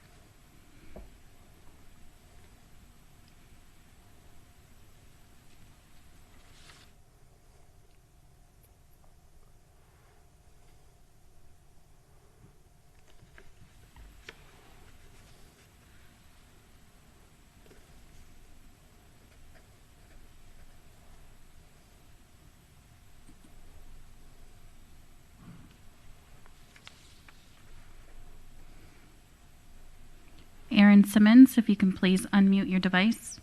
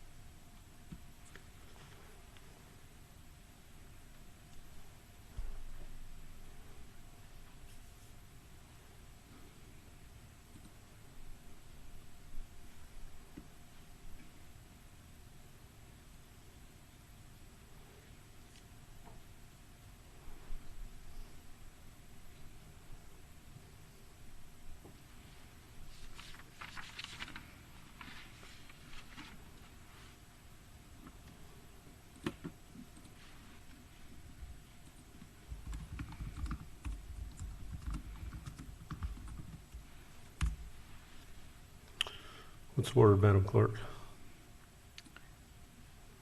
He's not unmuting. If you want to move on to the next one, we can try Mr. again. Simmons, if you're out there, could you unmute if you'd like to speak?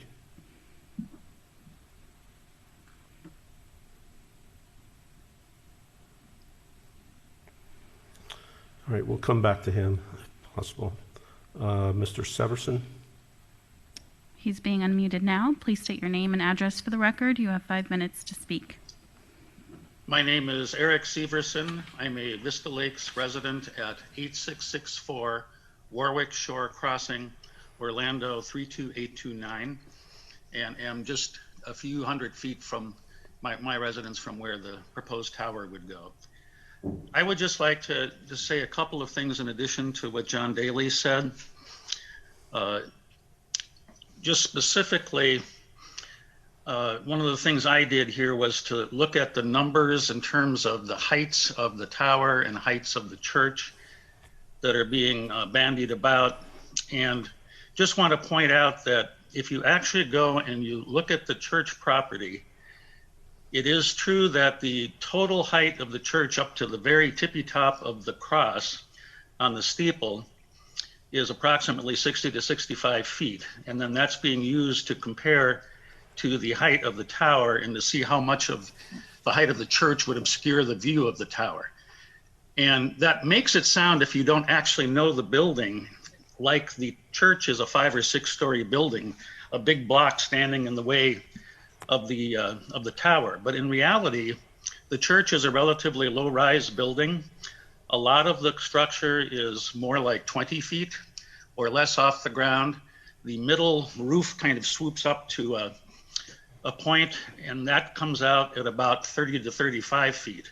So when you're visually looking at the proposed tower relative to the church covering it, you're really looking at 113 feet of the tower being covered by about 30 feet or so of the church. I just want to make that clear for the mayor and the council members as you look at what otherwise are just numbers on a piece of paper. So with that, I will yield my time. Okay, thank you. Mr. Nobles? Did not appear. Ms. Daly? Is being unmuted. Please state your name and address for the record. You have 5 minutes to speak. Yes, my name is Carla Daly. Can you hear me? Yes, ma'am. Thank you very much for allowing me to speak. I would like to mention that several of the residents that you're calling who have apparently not been able to speak are having problem with Zoom right now. Myself included, I keep coming in and out. That being said, a lot had also allotted their time to Mr. Daly as the president of the HOA to be able to speak on their behalf. So it's not that there's a lack of appearance today as much as it is a misunderstanding as to the time being allotted. That being said, I own property at 9053 Lee Vista Boulevard, which is directly across the street in the condominiums, townhouses, that is visible literally from the front door to the location that is being suggested. I also own a home at 8679 Warwick Shore,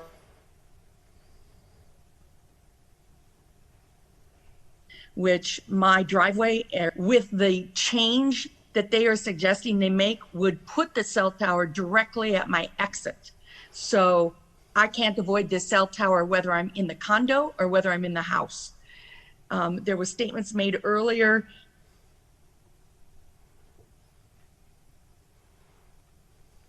insinuating that this change has somehow, the obstruction of this tower is unacceptable in this community where it's located. It's dead center.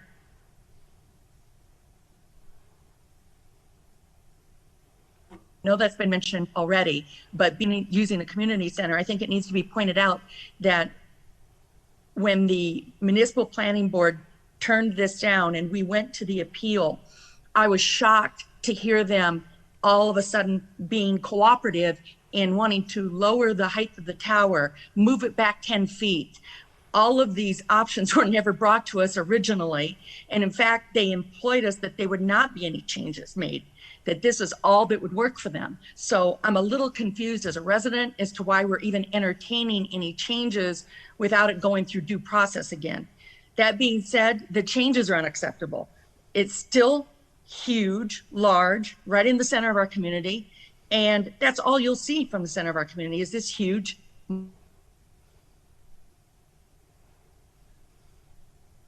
tower. So I know I'm in my personal home and it's where I live and it's where we work. and there's 2,000 residents in this community would have to be put up with something that we feel we do not need. We have T-Mobile as a cell service and have no problems with getting service. So their dire need to put a cell tower in the center of our community is a little upsetting.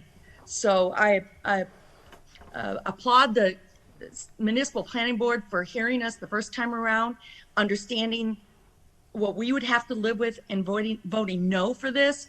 And I would appreciate it if they would continue to vote no and support the residents of District 1. Thank you very much. Thank you. Barry Feiss is being unmuted. Please state your name and address for the record. You have 5 minutes to speak.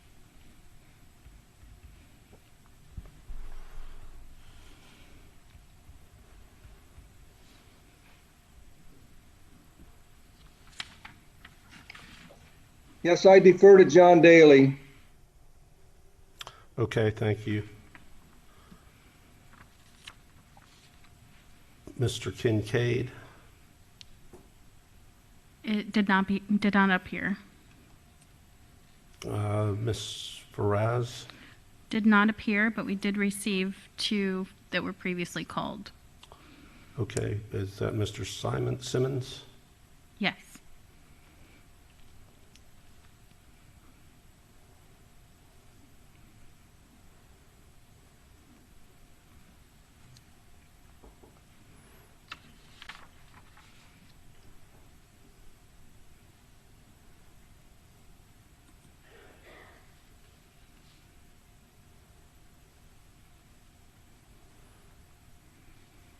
Are you there, Mr. Simmons?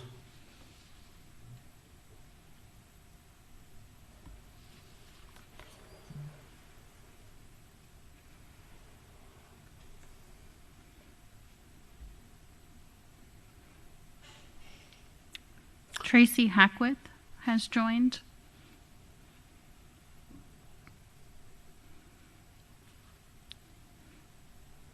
Can you unmute Tracy? Yes.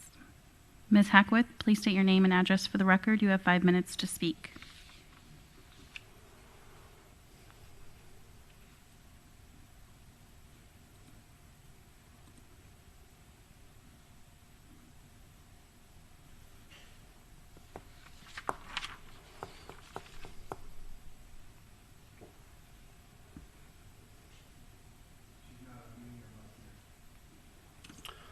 Okay, is there anybody else in the virtual world that wants to unmute their mic and have 5 minutes? Or can we close that out here? Mr. John Daly has raised his hand. Okay, and others have deferred time back to Mr. Daly, so let's recognize Mr. Daly.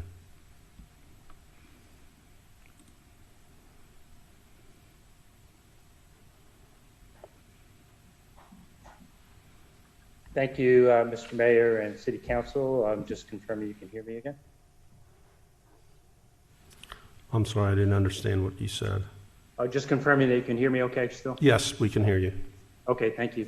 And just for a matter of administrative point, that most of the email confirmations on speaking today came to our residents within the last 3 hours of the, well, actually within 2 hours of the meeting start.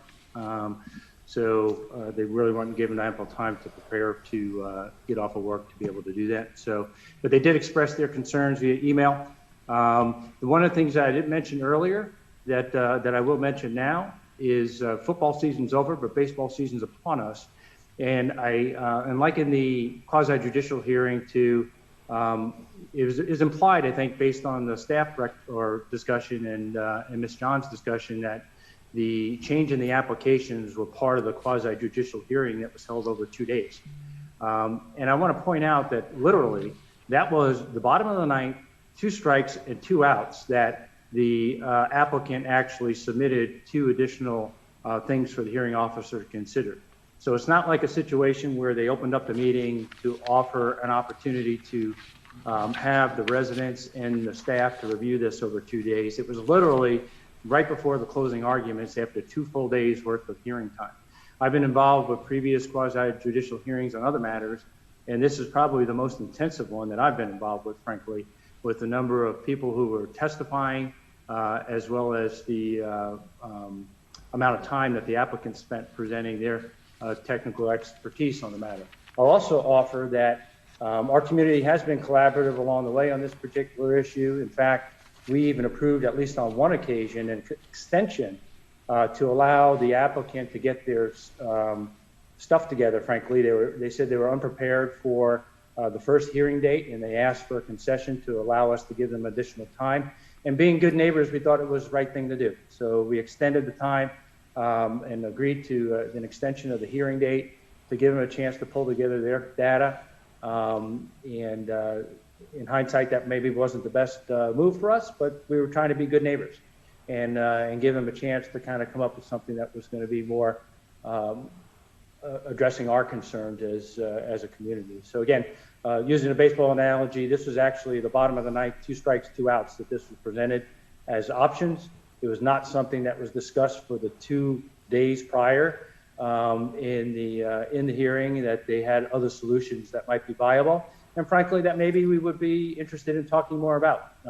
Again, we demonstrated that we can be collaborative with our neighbors, and in many instances now, and in this case we haven't been provided that ample opportunity. So again, on behalf of the residents, the 2,200 households who I represent, as an elected board member, elected president of the Mandatory Association, I implore you to actually do the right thing and send this back to the Municipal Planning Board with a new application for it to get vetted properly with the full transparency of our policies within the city of Orlando. Thank you, Mr. Mayor. Thank you, Mr. Daly. And know that even though we had some technical difficulties in testimony on various residents that were on the line or on the Zoom call, I think we can comfortably say that we understand that the view from the community is that both cell tower locations are not compatible with the existing neighborhoods and possibly the potential undeveloped property. Is that right, Commissioner Gray? Thank you, sir. Just a few comments the way I see this, and then certainly we can keep the discussion going. But I want to first say that the Vista Lakes community, as you can tell, is a very active community.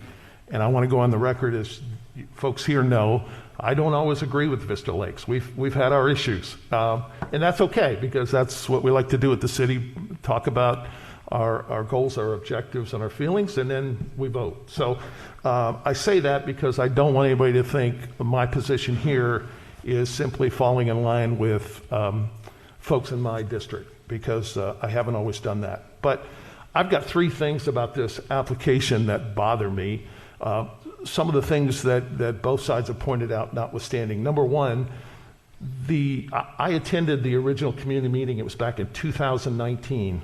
And at the time, the original location of this tower did not meet our code. It didn't come close to our code.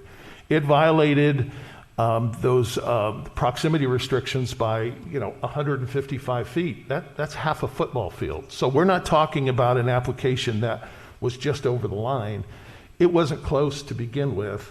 So that's number one. And the applicant had plenty of time to modify that before they went to the MPB, and they didn't do it. Number two, I reject the notion that the neighbors are not expert witnesses. You guys got the same emails I did. Over 100 emails, not one of them said to me, hey, Jim, this is an emergency.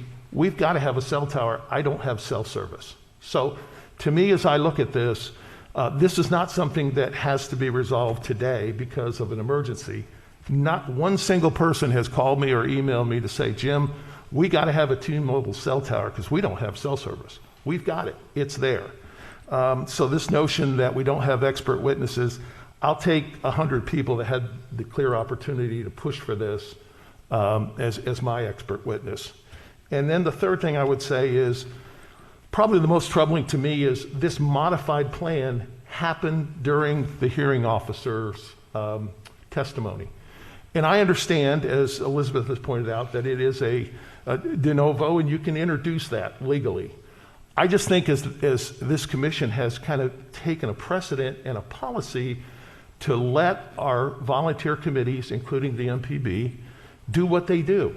and that is listen to both sides and make a recommendation. Doesn't mean we have to follow it, but the MPB nor any of the public had a chance to weigh in on this modified plan. It was proposed at the hearing. The hearing officer adopted it and is asking us to adopt it. So if we do adopt it, we've kind of cut out the MPB and the public's ability to speak other than what we've heard today. So if I could make a suggestion, I'm going to call the motion. You guys don't have to go along, but to me, I don't think it's appropriate to say no, but I think it is appropriate to say no in this case, go back to the MPB, talk about your new location, get the adjacent property owner that is going to have a negative impact, perhaps, maybe not, but at least get their input, which we don't have. It's not going to take more than a couple months, and in the meantime, there's no emergency here that I see. We have time to do it the right way. Let the MPB do it. Let the residents have their input, and we'll revisit this in a couple of months. So my recommendation, I'd like to call my motion, was we reject this, and the applicant full knows they can go back to the MPB with a modified application. Thank you. Roy, could you come weigh in for us on the legal aspects of that and how we get there if we're going to do that?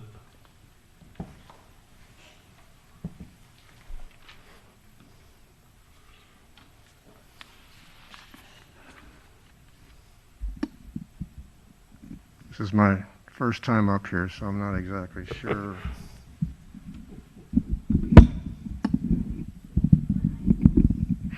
That's it.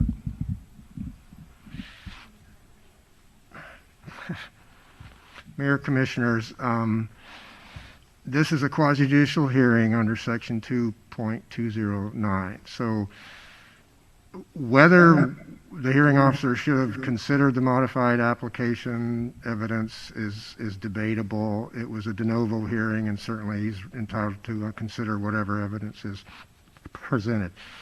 The issue you have is we've got a recommended order, and we've got a city code that says we can adopt the order, we can adopt it with changes, which is what city staff is recommending, or you can direct staff to prepare a different order. Now, in this instance, based on the motion for Commissioner Gray, that would be an order that would deny the application and the modified application effectively. Now, in order to do that, we're going to have to revise the findings of fact that the hearing officer made. That's also required by our city code.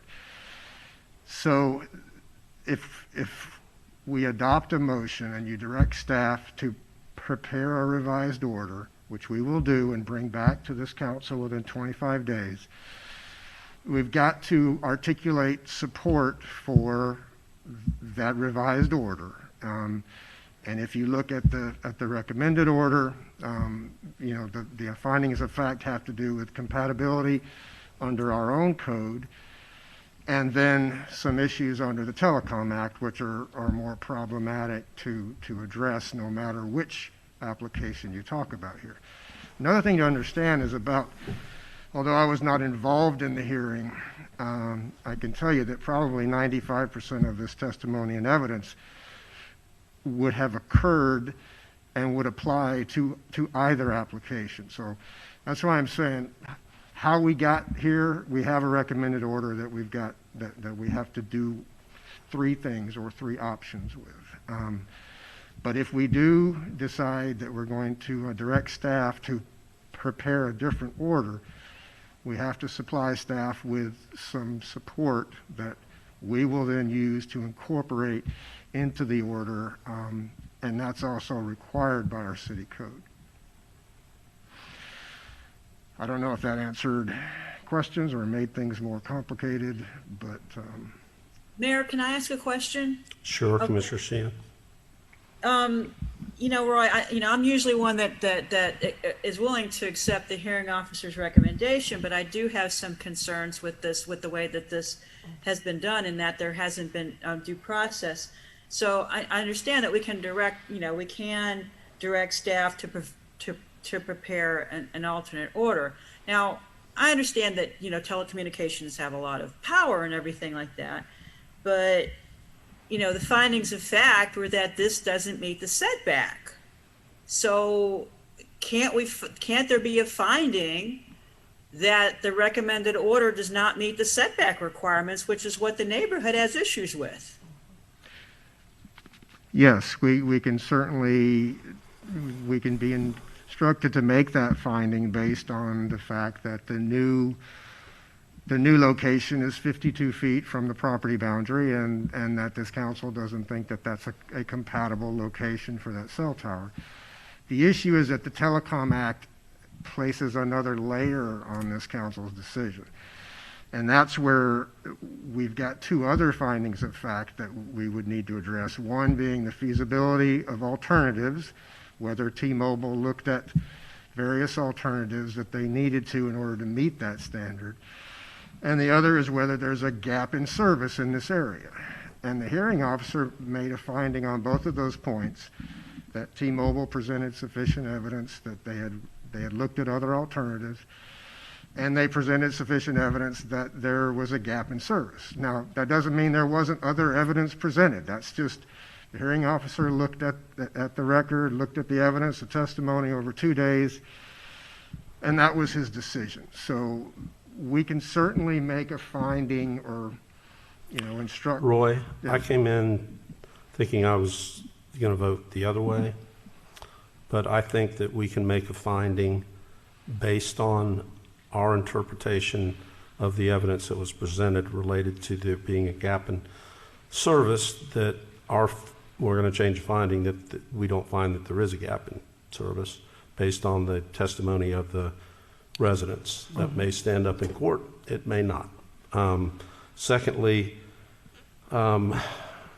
based on, and I'm going to take that this testimony was offered that the second plan did not come up until the very end of the hearing, that we could also make a finding that they did not eliminate all alternatives if the neighborhood was willing to work with them to find an alternative location. So that would overcome it may not stand up, but if we made those two findings, that would overcome the Telecommunications Act aspect of it. And then in terms of, we have the ability to interpret our own code, and even if that Telecommunications Act, in my mind, is the biggest issue, because it doesn't matter what our code says, if they win on that claim, then they can supersede our code.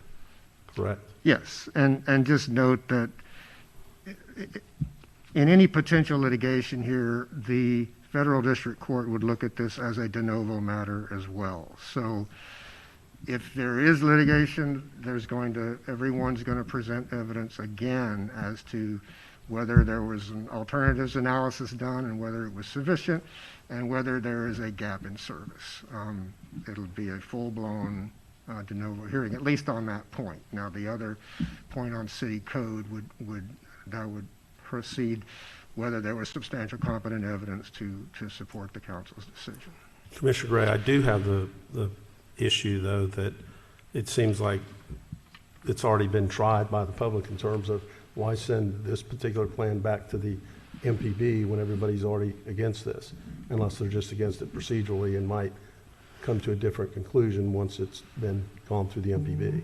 Right, and I understand that. I guess the reality is it wasn't in compliance with our code before, and the revised one's not in compliance with our code either. So they both violate our code. But I understand. Part of me just says, so that we don't burden the staff with a lot of work, we just simply reject that. And I think all the interested parties know what the next steps might be, but we just reject it. Well, I don't know. We can't just reject the order without modifying the order. No, we have to come back with a revised order, which in this case would be that we reject the recommended order in its current state. Now whether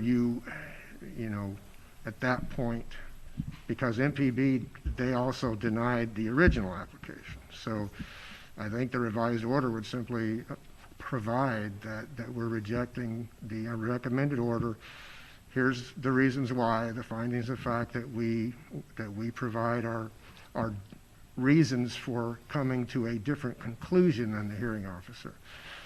And at that point, there's, several options for T-Mobile. I assume one is litigation. One would be, assuming we gave them the opportunity, I assume they could reapply. So we could use both rationales. We could use the basis of not providing a conditional use permit to overcome the restrictions in our code, yes, and the other findings of facts related to the Telecommunications Act. Yes, but again, whether, how that all plays out, is another I understand. question. Commissioner Stewart? Sorry. Oh, okay, Commissioner Hill. Just have a quick question because I'm still, of course, concerned about the future impact of the land developer that Commissioner Gray spoke about, that we found out was notified through Mr. Daly's contact with him. What's the ramifications on that? Because it might impact the sales of his future homes that he's going to build, and therefore, legally, will we be? Well, again, we've ended up with this recommended order, whether we agreed with how the hearing officer, adjusted his ruling. He fashioned a remedy based on, a determining, without the entity making input. that determination. So, we're really looking at the due process issues involved, and that is obviously one of them, because we don't really know how that would have played out if they had made the application with the hearing or with the tower located in its modified location. I think the assumption is probably it wouldn't have played out much differently, but we don't know that. But we have a recommended order. There's only a few things we can do with. One of them is not send it back to MPB. We've got to do something with the order based on our city code. And if we do what we're considering now, then that revised order will come back at the next meeting, and it will be to reject the recommended order from the hearing officer. Mayor. Commissioner Stewart. Okay, so I always thought, I feel a little bit like Patty, that we had the ability either to accept the order or deny the order, and we could deny it with changes based upon whatever we want. So what's happened now is that the order has come, the appeal has come to us in a different way than it went to MPB. And so now you're negotiating, they're effectively negotiating with a quasi-judicial officer. That's kind of what's happening. Yes, but like I said, I think 95% of the testimony the effective prohibition testimony on whether they looked at alternative sites and whether there's a significant gap in service, that's testimony that would apply to either location. So, the hearing officer put together a remedy that was not a part of the original application, but I don't know that it specifically excluded most of the testimony that he had heard. And understanding that that's his right to do. Yes, it is. It's a de novo hearing. And he's in the past, when that's occurred and they've made those changes, both sides have generally agreed. And so, like today on the other quasi that went to consent agenda, both sides agreed, and we just kind of approved their mutual agreement. Here we have a case where the quasi-judicial officer is not in agreement with the appellant, and the appellant now wants to move this forward. So let me go back and I'm asking this question because I don't know the legal side of it. So without a finding of fact, can we just deny the order and have it sent back to MPB? Effectively send it back to MPB for evaluation based upon the changes that have been approved or changes that were recommended by the quasi-judicial officer? You can't really send it back to MPB. That's not one of the options. So essentially a denial would be our sending it back to staff for putting together a revised order. And that revised order would constitute a denial of the recommended order. And it probably wouldn't do much else, although it's certainly always, the opportunity is certainly always there for the applicant to come back to MPB with the location. I guess that's my Yeah. point. In that denial, the applicant always has an opportunity to go back to MPB once it's denied, and then start the process over again effectively with new information, or with a revised location effectively. Yeah, I know there's a time limit on some reapplications, Elizabeth, but I don't think there would be one here. So yeah, that certainly would be an option. But that's an option. The other option is to have effectively T-Mobile say that I don't agree with you, and I'll see what the court say. Yes, that's the other option. And practically speaking, I think if the idea is to gather support from the community and act in best interest of the community, T-Mobile would probably, it would be a good idea for them to reapply so that the community can now have an opportunity to share in front of MPB again what their opinion is. Yes, I mean, obviously, if they're adamant that there are no alternative locations, and City Council just essentially denied their modified application, they may not think that it's really, a reasonable opportunity. It may be that's not, but I don't know. That'd be their choice. They could effectively, if you want to say it, back out and then just reevaluate other locations and just reapply again. I mean, I assume that's the case. Yes, I mean, that's certainly an opportunity they can. If that's the general direction, Commissioner Gray, that you want to go in, I guess I'm asking on behalf of Commissioner Gray, how do we word that accomplishment? How do we make that? Do we just deny, and then the process will then go to a revised order that will come back to us again? Yes, the revised order is going to come back to City Council for review and approval. It will have the different findings of fact based on the discussion that we've had here. But it will simply be a denial of the recommended order. Whether we want to put something in about opportunities to reapply, it could be neither here nor there, but I guess we could put something like that in. But the order is just going to be. Yeah, but if we deny the order, they have the opportunity to reapply, and we haven't got to give them any kind of. No, we don't have to give them any dispensation. Because our code allows them to reapply. Yes. Okay. All right. Will the community? Commissioner Hill. I'm sorry, sir. Will the Vista Lakes residents still be able to work with staff on when we revise, if that was the decision, along with the future developer of that area that never was notified? That's where I'm concerned. It's about the 100 or so emails that I got, where now coming to find out they never had input and everything was changed by the hearing officer at the last minute, and then finding out that a future developer, that this tower is going to be almost directly impacted, was never notified when he possibly have millions and millions already invested that he could stand to lose. Yeah, I mean, he or she, I don't know who the person is. Yeah, I mean, there wouldn't be the opportunity for any additional input or testimony or evidence, because this is a quasi-judicial matter. And No, if we send it back, if we deny it today and then staff states that they're going to. Yeah, but as a part of that preparation of the revised order, no, we would not be taking So we any would have to comment reject it and send it back to MPB, and they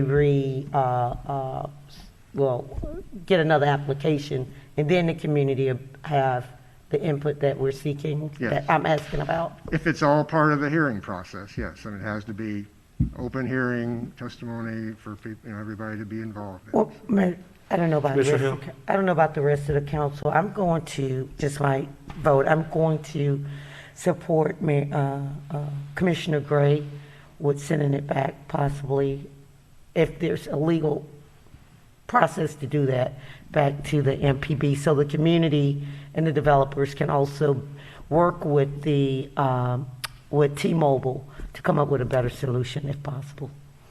Commissioner Burns. Yes, thank you, Mayor.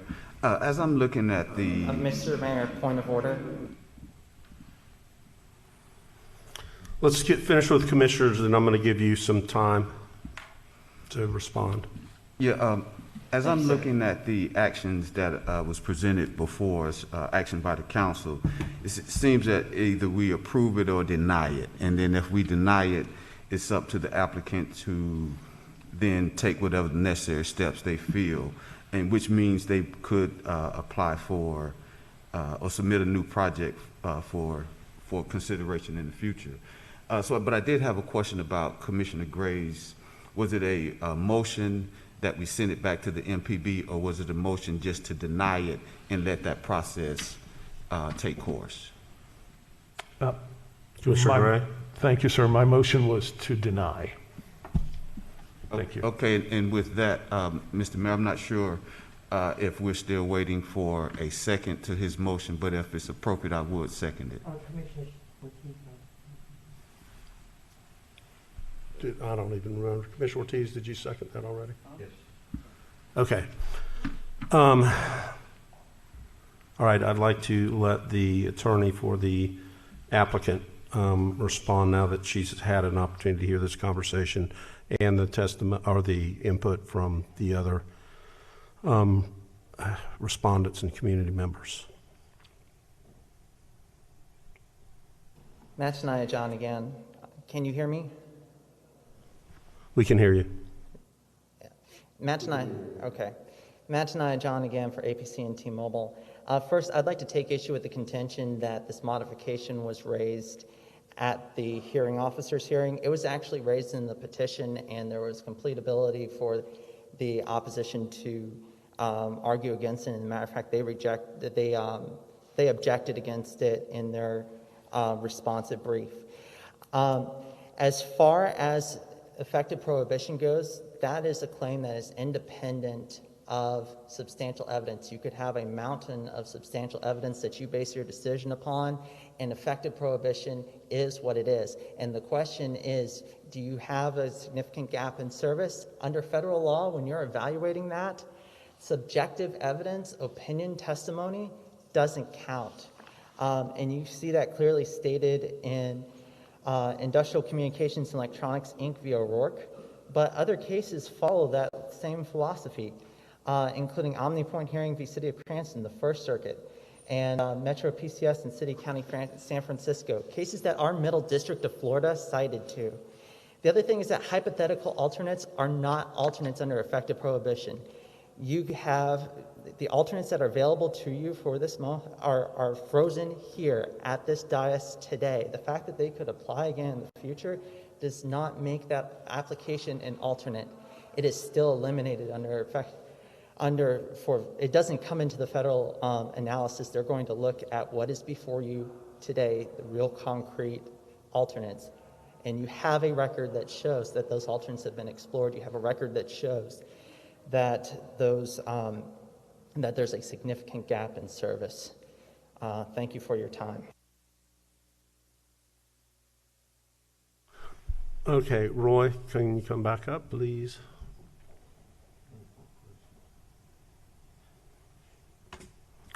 Are you in the queue, Commissioner Stewart? Okay, Commissioner Ortiz. Thank you, Mayor. I just got a quick question. There's any evidence that there's a gap of service?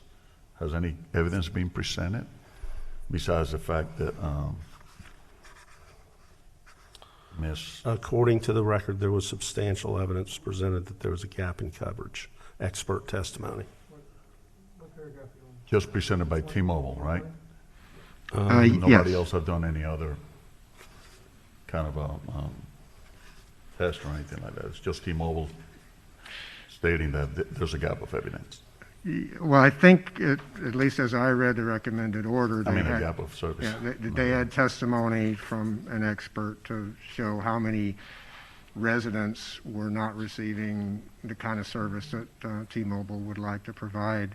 There was evidence on the other side about neighbors, I guess, who were saying that their T-Mobile service was sufficient.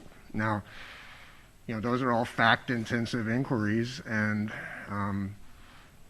you know, it's usually you would say the expert testimony is the, you know, is the more substantial, but Page you know, 35. it all depends on how the testimony is collected and how the evidence is collected. Well, and we just here, we're dealing with the evidence that is presented to us, and part of that evidence is that there's a lack of, let's see, future office, single family development to the east is 52, well, no, it was 100 and something feet.